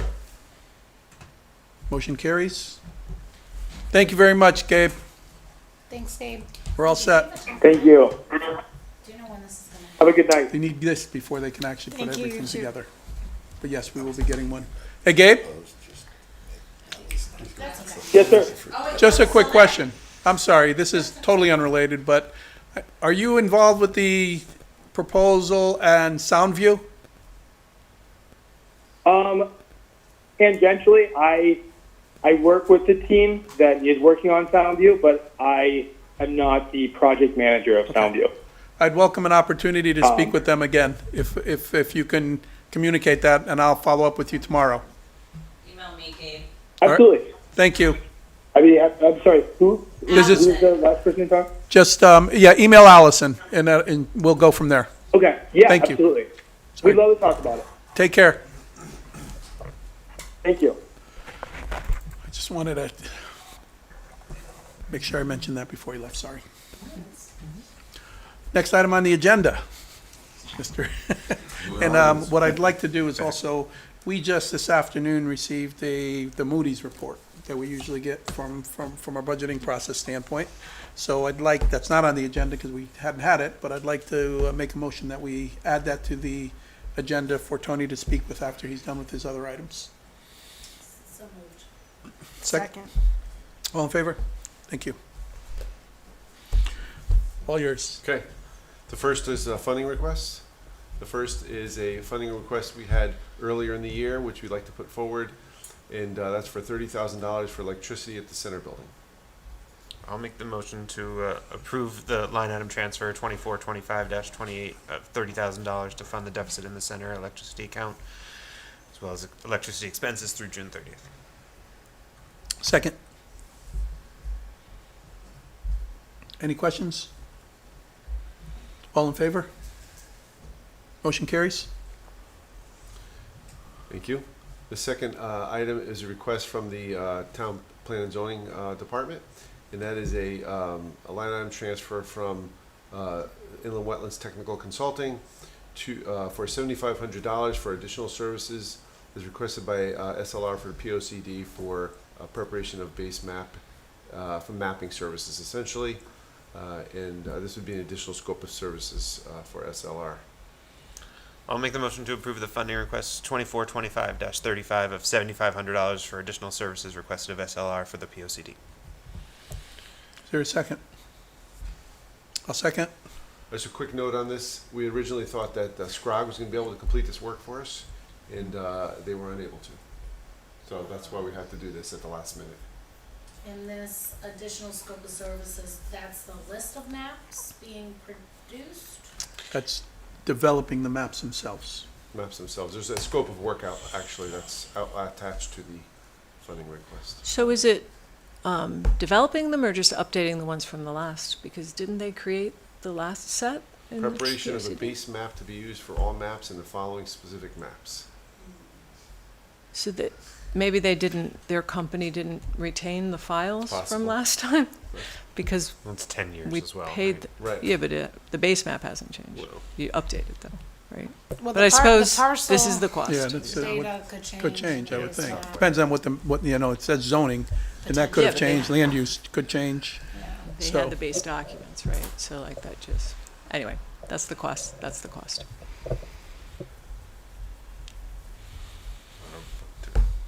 So we have Is a that- second? Yeah. Yep, we have second. Any other questions? All in favor? Yep. Motion carries. Thank you. Keep me going, Steve. Keep me going. Next item, 242536. This is a request, funding request from the fire department, specifically to repair engine 2 in the assistant chief's vehicle. As a memo from the Chief Roland with further details. If you remember, a new assistant chief's vehicle was requested in the capital budget and was removed from the capital budget. I'll make the motion to approve the line item transfer 2425-36 of $12,425 for multiple maintenance and repair issues for fire department vehicles. Second. Questions? All in favor? You have a question? Yes. That's okay. It wasn't pertinent to the vote necessarily, but do we know if there's We going to be haven't called ongoing? it yet. Do we know if there's gonna be ongoing maintenance to this 2011 vehicle, Possibly is. in addition to what's here? As So long over as we're trying the to keep it course in of, service, right? over the course of years, are we gonna be basically? Hence the term ongoing. Well, I mean, we're getting to amounts that's close to, you know, a down payment on a new, This is for Vehicle. multiple vehicles though, right? This is The Well- 12,000 is, but if you, Yeah, it's yeah, for but if two. you, yeah. It's for two vehicles. well, 5,000 for one 5,000 and is for the- 7,500 for the right, other. Hopefully Still. this is, hopefully this will, you know, we won't need any in the immediate future, but I can't guarantee that there won't be any additional costs the rest of the year. Fair, And they're very expensive. It wasn't, yeah. it's not like a car we buy. Right. Yeah. The next is a request to fund additional hours needed. I'm sorry, let me just close that one Oh, out, Tony, sure. because I didn't say it. So motion carries. Yeah, we got it. Next one, thank you. Okay. Thank you. The next item is for funding request for additional hours needed, which I'm sure you're all aware of, by the Board of Assessment Appeals and the clerks to hold hearings for residents who appealed their assessments. That's for $5,231. That includes the Board of Assessment Appeal members and the clerks for the hearings. I'll make the motion to approve the line item transfer as described. I'll second. Can I just ask the question, does Woodbridge do comp time? Is that negotiated into, like, I at the state am in a job class that could never pursue something like this, but if I have to work extra, I can get comp time if approved by, We would. so then I just have to shave hours in the future. It's like free, it's like PTO, I earn PTO. So we have a limited comp time for certain salaried positions, but for hourly positions, union positions, it's overtime. So There's this no is comp time. OT, not, okay. Yes, correct. It's overtime for your Wow. union positions. That's nice. Yeah. Join the union. Cause I am in a union, but I'm in a different union. Wrong union. Not the right one. Yeah. Change unions. Thank you. Okay. We did have a second. Yeah, we had We had a second. All in favor? Motion carries. Let's see, finally, the last one is a request for funding for $2,500 for electricity account for the Community Cultural Center, or the former firehouse, whatever you want to call it these days, for $2,500. I'll make the motion to approve the line item transfer 2425-38 of $2,500 for the electricity as described. Second? Why? Hasn't this building not been operational? There's used for storage, and so the fire for department climate uses it. control? It is. Right, Everything's for some been climate climate control, controlled correct. Tony, do you know if the public service charge, I know all of our electric went up, and that's why we've done multiple Right, things some there. of them have started to come down a little. That's what I was gonna ask. Yeah. I know we were expecting some of these. They have, yeah. Okay. I've noticed a reduction in several of them. Okay, great. Yeah. Not to, oh, go ahead, Dave. Yeah, climate control being electric, I mean. Well, there's lights, there's other items they use for Oh, electricity. question. The AC. climate control is gas. Yeah, okay. Yeah. Oh, so then that's not, yeah, good. But there's electricity use at the building. When we budget for it, I budget a very limited use, and they just use the fee mainly is what caused this to become more than what I budgeted. It's not so much the usage, Okay. there's the fee. I know this is slightly off topic, but it's related to the building. Is the equipment out yet? Most of the equipment is out, yes. Okay. There's just a handful of items that the chief's working to remove, but we're able to simultaneously start construction and remove the items. We're moving forward with So it. we're moving to hear forward. it. Moving right along. Yes. Me too. Did we call the vote on this one? We have not. Any other questions, any other comments? All in favor? Motion carries. That's the last. That's it. Yep. The funding Catch request. basin bid award? So we went out for catch basin cleaning for bids, and this is an example of how the bid process works. It works well. We received 3 bids. The low bid was for $24.99 from Janet Sweeping and Property Care. which is actually 1 penny less than last year's price of $25. And so we've used Janet's successfully in the past, and they've done a good job for us, excellent job. And so we'd like to, Warren and I'd like to recommend that we retain Janet's sweeping and property care for our catch basin cleaning bid. I'll make the motion to award the bid to Janet Sweeping and Property Care LLC at $24.99 per catch basin for 1,675 basins. Second. Tony, I recall last year, someone who was typically, I guess, reoccurringly did this work. Right. Is this that company? Yes. Okay, so we're back to. Like I said, Because to remember them they last came year, and followed like I said up to them and last year, if they were the low bidder, they would have gotten the job. No, I remember. I'm not trying to. I'm just wondering if this is that. I couldn't remember the name. And the bidder that was low bidder last year is now the second low bid on this account, on this. So it's Well, an I'm example glad, of how I'm the bid glad they're process back works. on our streets. That's good. All right, so. Any other comments, questions? All in favor? Motion carries. Town Center sidewalk update. Yeah, just have to put my glasses on to read something.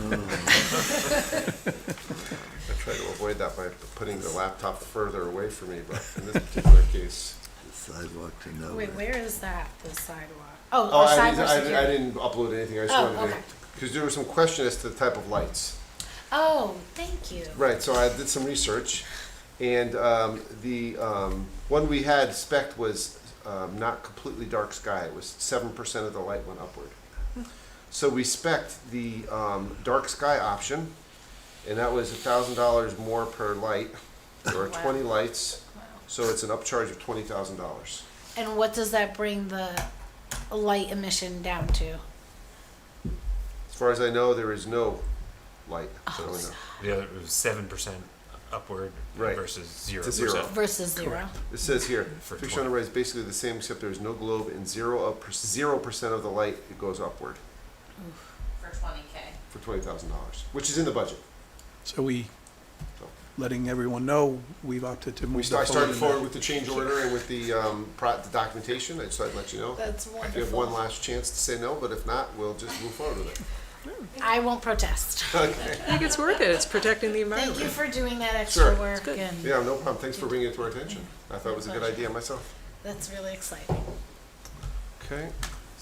And those banners, Mika, will be all the more visible. That's right. There you go. 7% more light on. Just saying. 7% more light. That's so exciting. When is that happening?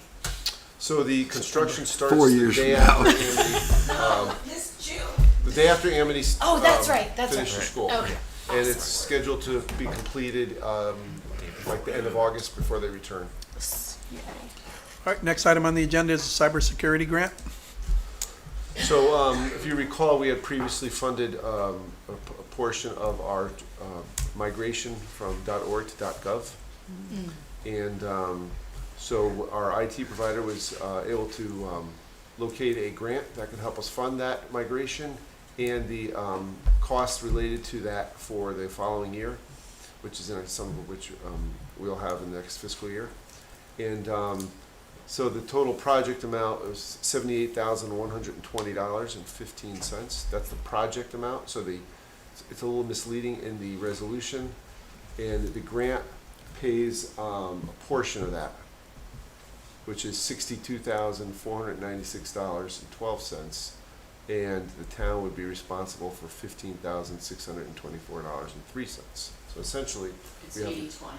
so it's an 80-20 grant for that project that we had originally had thought we would have to pay for ourselves. That's awesome. Well done. Yeah. So This covers the first year of the subscription correct. and years Exactly. after Exactly. Yes. Exactly. Excellent. in the budget. Yeah. But we'll be safer, so. And then we'll be able to Okay. get your .gov, everyone's .gov emails going. Yeah, Tony, does this also include the school district too, or is this just the The town? town and police and fire. Okay, because I know that Power School issue just impacted a lot of people and there was a ransom paid. Oh, But really? their Yeah. emails are Wow. through their Google subscription, I believe. Right, but the website. The website hosting, right? The Power School. So we will need a, No, the town Motion. doesn't, the school, Woodbridge School District doesn't have a space on the town website, or can they? I think we just link, right? We just link to their website. They have their own. Yeah, they have their own, yeah, we just send a link to theirs. Pull them in so they're protected. can we waive the reading the resolution? Yeah. I make a Yes. motion to waive. Second. With that one change Everyone's in that I agreement? mentioned. With the Yeah, one change that I'll- Tony I'll- mentioned. I'll edit it before. Okay. Now we'll need a motion to adopt the resolution. I'll make the motion to adopt the resolution. I'll second. Any additional questions? All in favor? Does Motion anybody carries. feel guilty about adding to the federal deficit? Sure do. It's probably added already, they're just giving it to us. It's already Take it there. while you It's can. already there. And Nick is on back. Great. We still have one more item? One more item, yep. So, the town, when we go out to borrow, you get a credit opinion so that when we, the bidders, or the underwriters bid on our debt, they use sort of as a basis for their bids, how much we pay for the debt. And this is for the remainder of the debt for the site work and the roof at the school, which is a little under $1 million. So we went out to bid. We went out to a credit opinion. We use Moody's as one of 3 agencies. There's Standard & Poor's and Fitch are the other 2, but Moody's tends to do a lot of smaller towns. So it's a process we go through to get a credit analysis, and you can see the document in your. It's actually dated today, so I apologize for the lateness of this, but so we retained our AAA rating. And I just want to go over some of the items that I think you may find interesting. So some of our credit strengths are a very strong resident income, as you, of course, could imagine. We have low long-term liabilities and fixed costs. So when they say long-term liabilities and fixed costs, they mean pension, OPEB, and debt. Those are the 3 items that they look at. And stable financial operations. We have stable operations. We have the budget and our procedures have been very stable. Credit challenges are low available reserves, which is essentially our fund balance in our small population. And a comment about fund balance. Yes. If you look at the second page, it gives you sort of AAA medians for each of the items that they look at. And so you'll see fund balance, which is about 3/4 of the way down or halfway down, available fund balance percentage. So you can see the trend of ours over time, and we're at 19.2%. That's our complete fund balance. I give you the unallocated fund balance. This includes reserves and purchase orders and such. But you can see we're at a little under 20%. The AAA median nationwide is almost 63%. And so that's considerable. And the reason is because a lot of communities nationwide rely on volatile sources of revenue, like sales taxes, income taxes, other items. Some have user fees, a lot of user fees. So if you have a volatile source of revenue, you are generally encouraged to have more reserves. But in Connecticut, we have a source of revenue that's very not very volatile, which is a property tax. So until this year. That's why we're able to have a much lower reserve ratio and not get dinged on it on our rating. I just thought I'd mention that. That's interesting information. Thank you. Yeah, I appreciate that. You could see that Because I would have looked page at those numbers and I would have said, Yeah. You can see the long-term, the fixed costs also. The fixed cost ratio is at 10% median. We're at 6.8%. That's the last one at the bottom. So the only other thing I want to mention is that the items that factors that could lead to a downgrade, material decline in cash or reserves. So essentially, if our fund balance declines significantly, increased fixed costs above 20%. So if we incur a lot of debt, the debt would be the one I would consider because the other 2, pension is pretty fixed, and OPEB we've reduced a lot of that recently by eliminating retiree health care. So really debt service would be the one that would drive that one up. and then economic decline of resident income. And it's over 20% of, It's a calculation where you have to add the debt service, the pension costs, the OPEB, and any other liability. We have a few other liabilities, and then you have to, it's a formula, and then it creates a fixed percentage cost. So Tony, at our budget hearing, you provided this really impactful graph Right. depicting our debt and current and projected debt. Right. Which projected, skyrocketed. So Big number. just relevant to this. It would clearly impact that. It would clearly. Do you have Yes. any insight as to how much and I could find out. what does that mean for So us? what'll happen is, let's say you go to issue, because before they do this rating, we discuss the issue that we're doing. So, because we're only issuing $1 million, it had really no impact. But if I said, well, we're issuing $50 million, well, then they would have ran these numbers and they would look differently. And so then they would say, well, based on all the other factors, would that make us AA2 or AA3, or would we stay AAA? And then whatever that rating turns out, that's when we get pricing back for the debt service, the debt that we're borrowing. So that has an impact on how much you pay in interest. Okay, so our rating, the number of A's we have And so it's okay. impacts Right, so our our interest rate. Correct.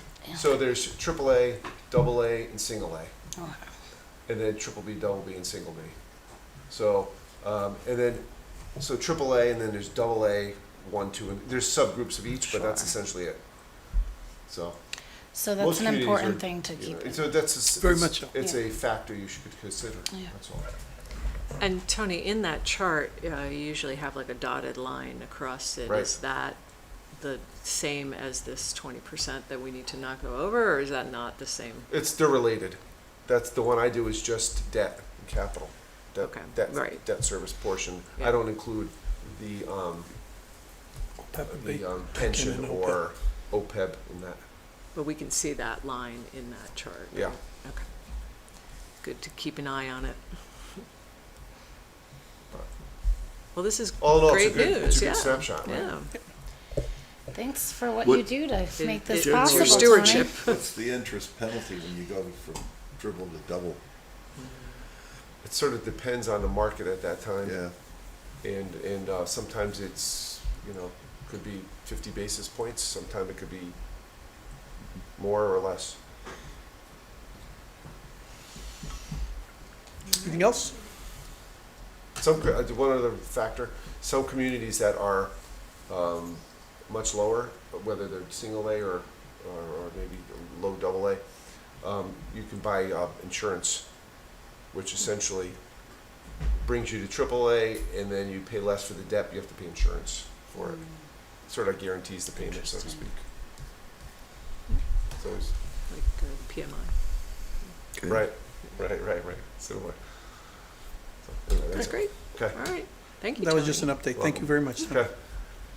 Next item on the agenda is our tax relief program discussion, and I just wanted to actually kick off a discussion as we discussed at our last special meeting that related to the phasing in and the revaluation. It's a very, very difficult year, very, very difficult year from my perspective. And so I do feel it's essential that we continue activities to see what we can do to mitigate some of the impact, particularly on the level of homes, if you will, that have been impacted. And even more particularly as relates to our elderly and those people who might be on fixed income. So to that end, I'm collecting information. Dr. David Lober had done some work on potential freezes and some potential programs in the past. He's sent me some information. A couple months ago, I reached out to him and he was good enough to send me some information. So I'll be sending you some links. Nick is working on a couple of things as well. And we're looking from tax abatements to tax credits to tax deferrals to tax freezes. And there's also a new statute that was passed within the last couple of years in the state that there has not been enough activity to really identify very easily or clearly what the implication can be. But it's something that does provide it apparently provides some degree of relief in terms of how we do it. Now, keeping in mind, anything we do, we still have to collect that money that we're abating. We've already, what we have done already is we have, on our current plan, we have a cap of $190,000 that we budget for the plan that we have. We're usually at about 100,000, 110,000. 110,000. And that's what we usually budget, because that's where we usually are, and it's usually the same people type of thing. It's already in the budget for us to go to 190. We're trying to tout it. Tomorrow is the last day. For that they can- fiscal year 26? For the tax bill that's coming out in July. Okay. So Tomorrow's the last day for the elderly tax credit tax, program. for them to sign up for the state, our For ours program. as well as the state. And- Right. And from what I understand, you can do both. You know, that's, and I don't know that everybody understands that either, but I don't know. I just haven't talked to somebody who's not necessarily engaged. One of the things, something we can talk about, and as I say, if I didn't say it, I meant to say it. Most of anything we do will require an ordinance. So it'll require the ordinance work. I'd like to talk to have the ordinance committee come together within the next couple of weeks. And by then, we'll have some data that, we'll be sharing the data with everyone, because I would like next session to have a broader discussion and start really talking about specific direction and what we want to see, what we want to try to get done. And that's where, we'll have Nick put together whatever language is required, but I do feel like we have the opportunity, we should take the opportunity, even if it's not going to be for this particular billing period. It's something that we do have, I understand we have the latitude, so it can't impact on the next one. If it doesn't impact on this one, so it can still help. So we did look at it in the previous Board of Selectmen's Ordinance Committee, so there might be some documents there that can shine a light on what we previously considered, because Dr. Lober came to us. Yes. And we had some discussion. I wonder, though, I believe we did do some changes in that iteration, and I wonder if sort of the impact of that can be also looked at, right? So there's always the intention, and then there's the take-up of the program. So maybe it's another adjustment, or just a sense of how much impact we're going to have, because of course this shifts the balance to the other taxpayers, essentially. Correct, Yeah. Depending on the program, but not necessarily. No, it will, no matter what, because it can impact on the mill rate, if I'm not mistaken. Is how it impacts everybody else. If it goes beyond what we were budgeting. Well- So right now, we're under what we were budgeting, and it's similar to what the discussion we had about, if you change zoning regulations and you find nobody's taking you up on it, you gotta change it again. So you're fine tuning a previous set of recrecommendations, but see if you can get the impact of what we previously did. Broadening might be a better way to put it, in terms of, we're looking to broaden it so that more people can qualify. So the current program that we have, that people are mostly using from an elderly standpoint, and it's specific to the elderly. We also have a veteran program, we also have a disability program. They're not as significant, but the elderly program is very much tied to income. So if you raise the income limit, which we have the ability to do, more people, but what's not so clear when you do that is how many people does that affect? So it's very hard to quantify exactly what it will do to the budget until after you see who it is that applies for it. And that's something we have to take into consideration. And Well, one of the things that we haven't taken into consideration relative to people on fixed income is that when our tax assessments, when our assessments go up in the bizarre way that they did this year, and people are moving out of town because they literally cannot afford $4,000 a year more in their taxes, and we heard some of that at our last. The people who are on fixed income that can never afford that. It's not like they're going to get a raise. They're not. So one of the options that Dr. Lober proposed was a deferral. And the way that would work, and I'm sure this board can do math, the other one had trouble. But the way that worked was an elderly, a retired person could sign up and essentially freeze their taxes at what they are today. And then there would be a lien put on their home. Tax deferral. That at the time when any taxes additional that were owed would just be going into that lien on an annual basis. So when the house was sold eventually, that loan would be completely paid back. In the meantime, if you kept 2 or 3 people staying in town, staying in their home, because they liked the idea of knowing that they were going to pay the same tax every year, you probably saved yourself $50,000 or $60,000 a year on school expenses. So there is a period during which you receive a diminished amount from your tax collection.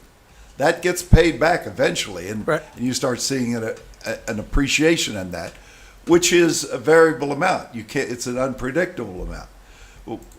And it's also unpredictable as to how many people might stay because of that. But I think we're going to find out something about that, because we're going to see how many people leave because of what's going to happen this year. Again, as we have to review the options and see which more than one we may want to do. But that one avoids any of the so-called unfairness that people were worried about not collecting taxes, or about just giving a free ride to people. They would have to elect to do it, and it would be a lien against their house. So it's As not- relates to tax deferral, generally speaking, Yeah. I understand and I agree. Yeah. And is there an that's income exactly the limit kind of for that, or conversation I'm just hoping we can age have, and we limit? can collectively identify which ones we want to go forward with and do the necessary work to get it done. So only if we adopt some of these newer ideas would the ordinance need to be drafted? Or even for that 190? We don't have enough time for the 190 right now. Oh, I see. Very specifically, well, we put it in the budget for next year. The budget right Okay. now, correct me if I'm wrong, Tony. Correct. We put it in the budget for next year, so we have Okay. the full 190 available for next year. Okay. If it stayed pat, we're not going to use that all. But if we Mhm. make a change, which we can't, But so- there's not an ordinance needed for that. There is an Oh, ordinance. there needed for is, that. just to Yes, budget because for that. If you're going to change it, you're either going to increase, right now, I think it's $1,400 if you're at 55 or 59, and Okay. and it's $1,120 if you're at 90-something. But, so if you're going to change it, you're either going to make the 14 more, or you're going to make the income level more. I see. So in order to Right. change those numbers, it does take an ordinance. 'Cause that's And not it's just been a changed in the standard- past. It's just a Right. change in the It's not a line, standard line in budget the line ordinance. item, it's an It's not a whole ordinance new ordinance. derived. Right, and we looked at it at ordinance this Okay. spring, but the budget was already set Set. for this year, so we've budgeted for next year, but the ordinance still needs to shift. So, does this impact our ability to function as normal on Monday? Like, how does this affect our budget? Yeah, no, it doesn't affect our doesn't. budget. What we're doing is, as I say, it doesn't affect It's for next year. July's bill. It's for It's for, well, we can do something that affects the January bill. If we put in place something new or we make a change, Yeah. and we also, like, for example, that program that we're talking about has a May 15th deadline on it. Okay. I'm pretty sure that's in the ordinance, but I don't remember seeing it and reading the whole thing. So I'm a little, that's one of the areas that we'll be, I'll be going over with Nick and understanding exactly what we can do about the dates. So can we open it up for a 60-day period in August or September? So that we have it in place for it to impact people when they pay their January bill. So I just wanted to introduce the idea. You'll start receiving information. If you have ideas or you have thoughts or you have information yourself that you'd like to share, please send it to Allison so that we can start looking at it, and we can schedule this will become a priority from my perspective in terms of the ordinance piece of it. So, Can I ask a question just Of course. about, so if we want to attend the ordinance committee meeting, do we have some mechanism by which we can give you public comment or something, like actually participate, or we're only just able to watch the ordinance committee? you can input on any of our committees by just sending an email with whatever your input is, and it gets to the committee. Just- Right, so we but used to have don't- public we generally comment, don't. though, We in just- ordinance. I never remember having public comment, but Yeah. I've not been involved for that many years, so. I always so- did. So, yeah. I think it's a good idea, because again, when we're working on it in the ordinance, with the nuts and bolts of it, that's a good time to hear from people. If there are people with concerns or ideas or suggestions for us, it's good to hear it then, even before it gets to the full board of selectmen. I get that we're all going to get an opportunity to talk about it there, but I'd be interested in being able to comment there, but I know we don't want a quorum of the Board of Selectmen discussing it, because then it's a Board of Selectmen meeting, not an ordinance committee meeting. So maybe our town attorney, who's dutifully with us. It's definitely not required. I know we've checked this before. And Not required, but possible. That's, I'm sure- I don't like that idea, Sheila. I'm sorry. Okay. I mean, I hear what you're saying, but ultimately, this is going to come in front of your full board. So, I mean, under FOIA, I think that constitutes a meeting. If Okay. you want to make public comment, we'll notice the ordinance subcommittee as a full Board of Selectmen meeting, but doesn't that defeat the purpose of a subcommittee? right, so public comment's the only avenue. Is that what you're saying? As before, I mean, you could send I'm a little hesitant for you to offer comments. I mean, I think there's a way for you to offer constructive comments, Sheila. But if you're going to show up at a ordinance subcommittee meeting and say, hey, I'm a member of the public and I just want to point this out, I'm not entirely comfortable that that's going to be a real distinction. Is that basically what Dr. Lober did at the previous ordinance? Huh? I wasn't at that. Yeah. Okay, thank you. You can send an email with a comment. Because it's not back and forth, so if you had a thing that you wanted to share, you could send it. Well, that's the same as public comment. It's- And well- he's telling us not, that we should avoid that, and I want to avoid that, so. It's not- Gonna take It's not- that It's not the legally. same because you're not present in, what constitutes a quorum is a presence of four members discussing the same thing. And at that point, it could be So viewed as a written discussion. public comment is okay, Nick? Or no? Well, I wouldn't call it public comment. We've done it before. If you had a note to send, we're going to be working on this. You can, Like, I did email Yeah. Steve something about something. We asked for Yeah, we asked- relative so to an resend- housing committee. Or Yes. We're not doing discussion back and forth, but if you had a piece that you wanted us to consider, we could look at it at the meeting. Right, we had Yeah, that was for the Andrea's note housing. in advance, and we, kind of went through and incorporated it into our conversation. It was, added input, but, yeah, invaluable input. Well, thank you. But it was, I don't know if that was considered public. It was just feedback.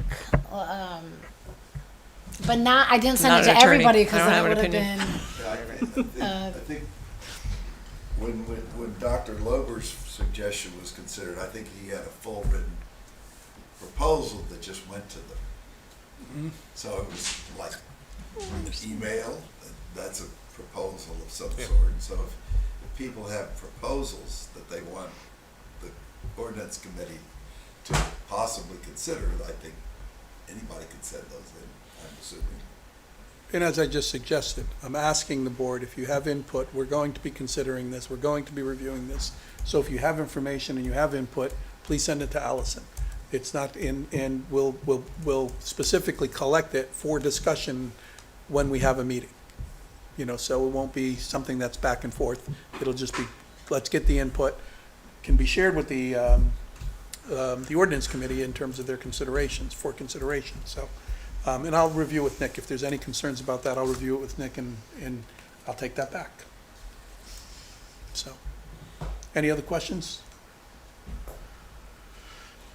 Next item on the agenda is the board and commission appointments. I think we need to add one. Are we Yeah, adding one? can I make a motion to amend the agenda? Steve, were you going to? Well, I was going to. We have it's not reflected on the agenda, but we have a ZBA appointment as well, which is not on there. So we have a TPZ appointment and a ZBA as well. So is your motion to add the ZBA? And I was going to ask, we have I don't know if we need to receive the resignation first, officially, so that would be pulling out of the. We definitely need to receive Consent it. as agenda. So we would want to pull out the acknowledgement of the resignation of Dr. Wisnia as a ZBA, so that then we can appoint to an open spot. That's in the consent agenda. Right. No, we've No, already we've already appointed done him. that. It No, was Dr. just Wisnia, effective there's on no his issues with Dr. resignation, Wisnia. so we- we don't The have only to thing we receive needed, we it. hadn't received his resignation, so Right. he couldn't sit on the board. He couldn't sit at the board. Well, But now we couldn't he have received- just put that on file with the town clerk and then He he could was done? have, yeah. but- So once But it it's, was, but he but has it a wasn't. date of today Well, on it. No, when we voted, he had not yet submitted his. Yeah, but he Correct. just needed to do it in the next day. He has Could have now, been that's sworn why in. I'm So saying. he's already All we're appointed. doing here is acknowledging that the So- town clerk has received his. Isn't that in this consent agenda? It is in Yes. the consent. It is, and so it My- doesn't need to But come the out ZBA, because I thought, this was- is different. Well, we're appointing, there's an opportunity to appoint someone to that position. There's another opening. There's several openings. Are there- in I guess there ZBA. are. Yeah, so Right, I they don't Okay. think we have to. Oh, does it not matter which opening? No, well, here's the situation. We have openings on ZBA. There is an opening to replace Dr. Wisney on ZBA. He's no longer on ZBA. He resigned. So what we're asking today is there was a candidate nominated or offered for ZBA. It came in today, or yesterday. Yes, Monday or yesterday. Tuesday? Yes, okay. So do we want to add that, since we have the candidate somebody wants to put forth the candidate, do we want to add that for nomination, is what we're saying? Along with the town planning and zoning one that everyone is aware of.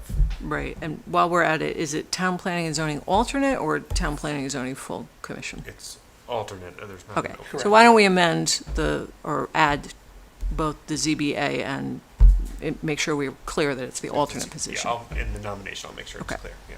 Okay? Is everyone okay with that? We are altering, do I have a motion? We're adding to alter. the So agenda. moved. We're adding the motion. Yeah. Is there a Second. second? Any discussion? All in favor? It's fine.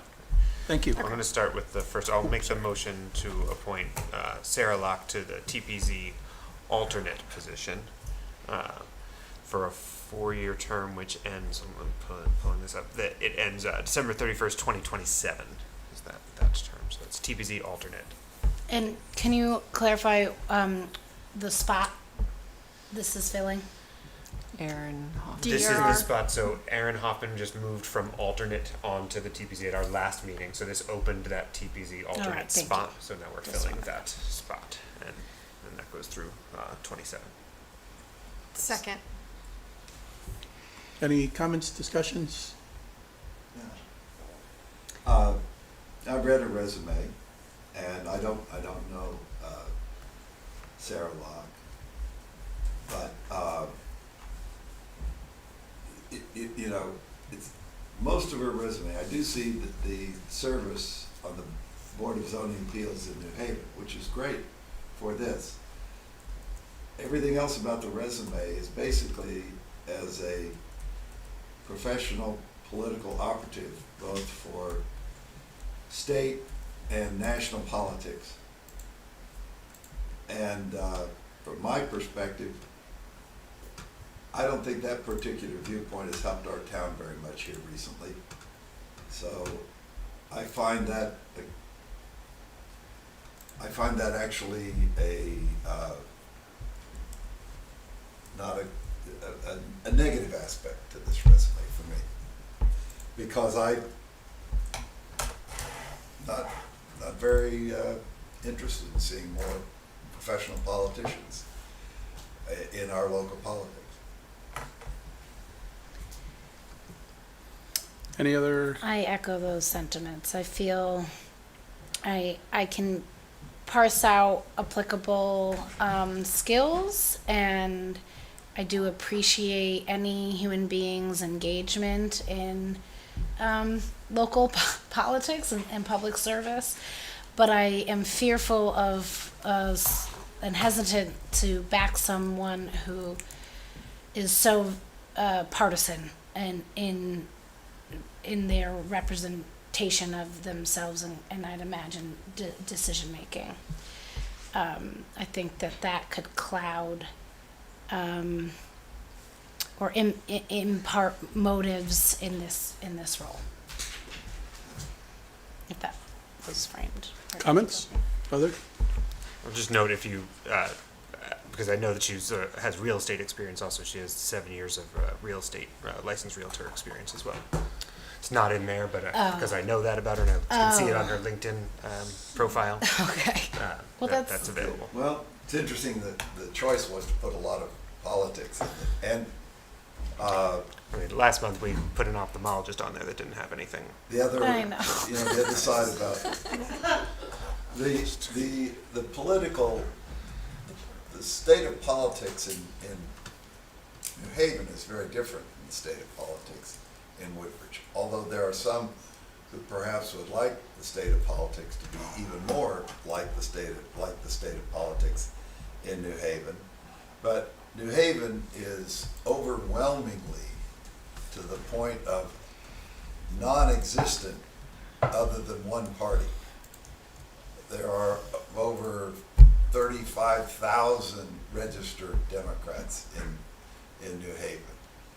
And I think it's the number of non-Democrats is something like 1,000. So it's a very different place. And if her resume is all about serving as serving in national and state politics in the Democratic Party in New Haven, I think it's going to be a very different job here. I don't think the rest of the town is going to appreciate it as much. My side of the town won't appreciate it as much. She's a resident of Woodbridge now. What's that? She's a resident of Woodbridge now. Yeah, I know Not that. of New Haven. I know that, but it's very clear from this resume what she values and expects her qualification to be that of a politician. I mean, that's all I read in the resume. I actually like public servant better, but that's just me. I'm a half-full kind of guy. But here's what I would say, David, along those lines. Partisanship is not, there are people who are as passionate about their particular politics without necessarily having a resume that says they're a politician or that says that they're involved in politics as there are someone like this. I think I'm biased because I do know her. I find her to be thoughtful, and I find her in this position, it's something that the types of qualities and skills that I've noticed in her are consistent with what you want somebody to do in this particular position, and she has the experience of having done the job in this position. The partisanship portion of it is, I'm hoping everyone on that board can, in making the right decision, put aside the politics associated with whatever they may feel along those lines, and make the decisions based on the information and the facts and the presentation and the public opinion and things of that nature. So do we all. Yeah. Right, correct. And, I see any of us in our positions as we get elected, we're as likely to be as or more political than somebody who has a resume like this. I don't know that she changed it. To me, it's more a matter of, okay, if she augmented that, would people feel differently? It's possible, but I have the benefit of knowing who she is and seeing how she's acted in various situations. So, and that's the reason I would give her my support. Thank you for that. So, Yeah. Not knowing her and not having that benefit, I understand. I think it would be really hard with what I'm looking at for your vision and goal of what you just expressed that we share, of putting partisan decision-making aside and just focusing on the information in front of us. I have a hard time seeing how that would be possible with this particular person. But I don't know them. And I trust, and I don't, Sarah, if you're listening, this is not a personal attack against you or how thoughtful or, hardworking you are.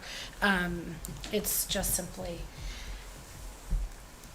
feels uncomfortable for me in terms of decision-making abilities.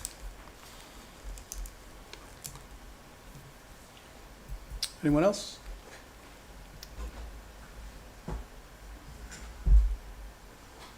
We have a motion? We have a second? First and a second, yes. All in favor? All opposed? Thank you. Motion carries. The next one is for Nick Zito of Zoning Board of Appeals. Yes. I'll make the motion to appoint Nick Zito to the open spot for the Zoning Board of Appeals, and I believe there are a number of open spots. But I they think- both spots expire December 31st, Thank you. 2025, both of them. Yeah. So whichever This one. is specifically to replace Dr. Wisniak. Dr. Wisniak. Yep. Correct. Because the other position is, and I should have mentioned this last time, the position that she's filling is a Democratic position, but I should I have mentioned assumed. that. But thank you for saying. So, I'll second the motion, Okay. the nomination. I'm Any- going to abstain from voting in full transparency. I'll say to the public and you all that Nick Zito is my spouse. understood. Okay. Thank you. Any questions, comments, thoughts? All in favor? Motion carries. Next item on the agenda is our consent agenda. Is there any item on the consent agenda that anyone feels should be removed or revised? Make a motion to approve the consent agenda? Second. Any questions, any comments? All in favor? Motion carries. Wow. That completes our Good job, everyone. agenda. Wait, one more. Oh. Adjourn. All right, there we go. I told Second. the motion. We said 9:30.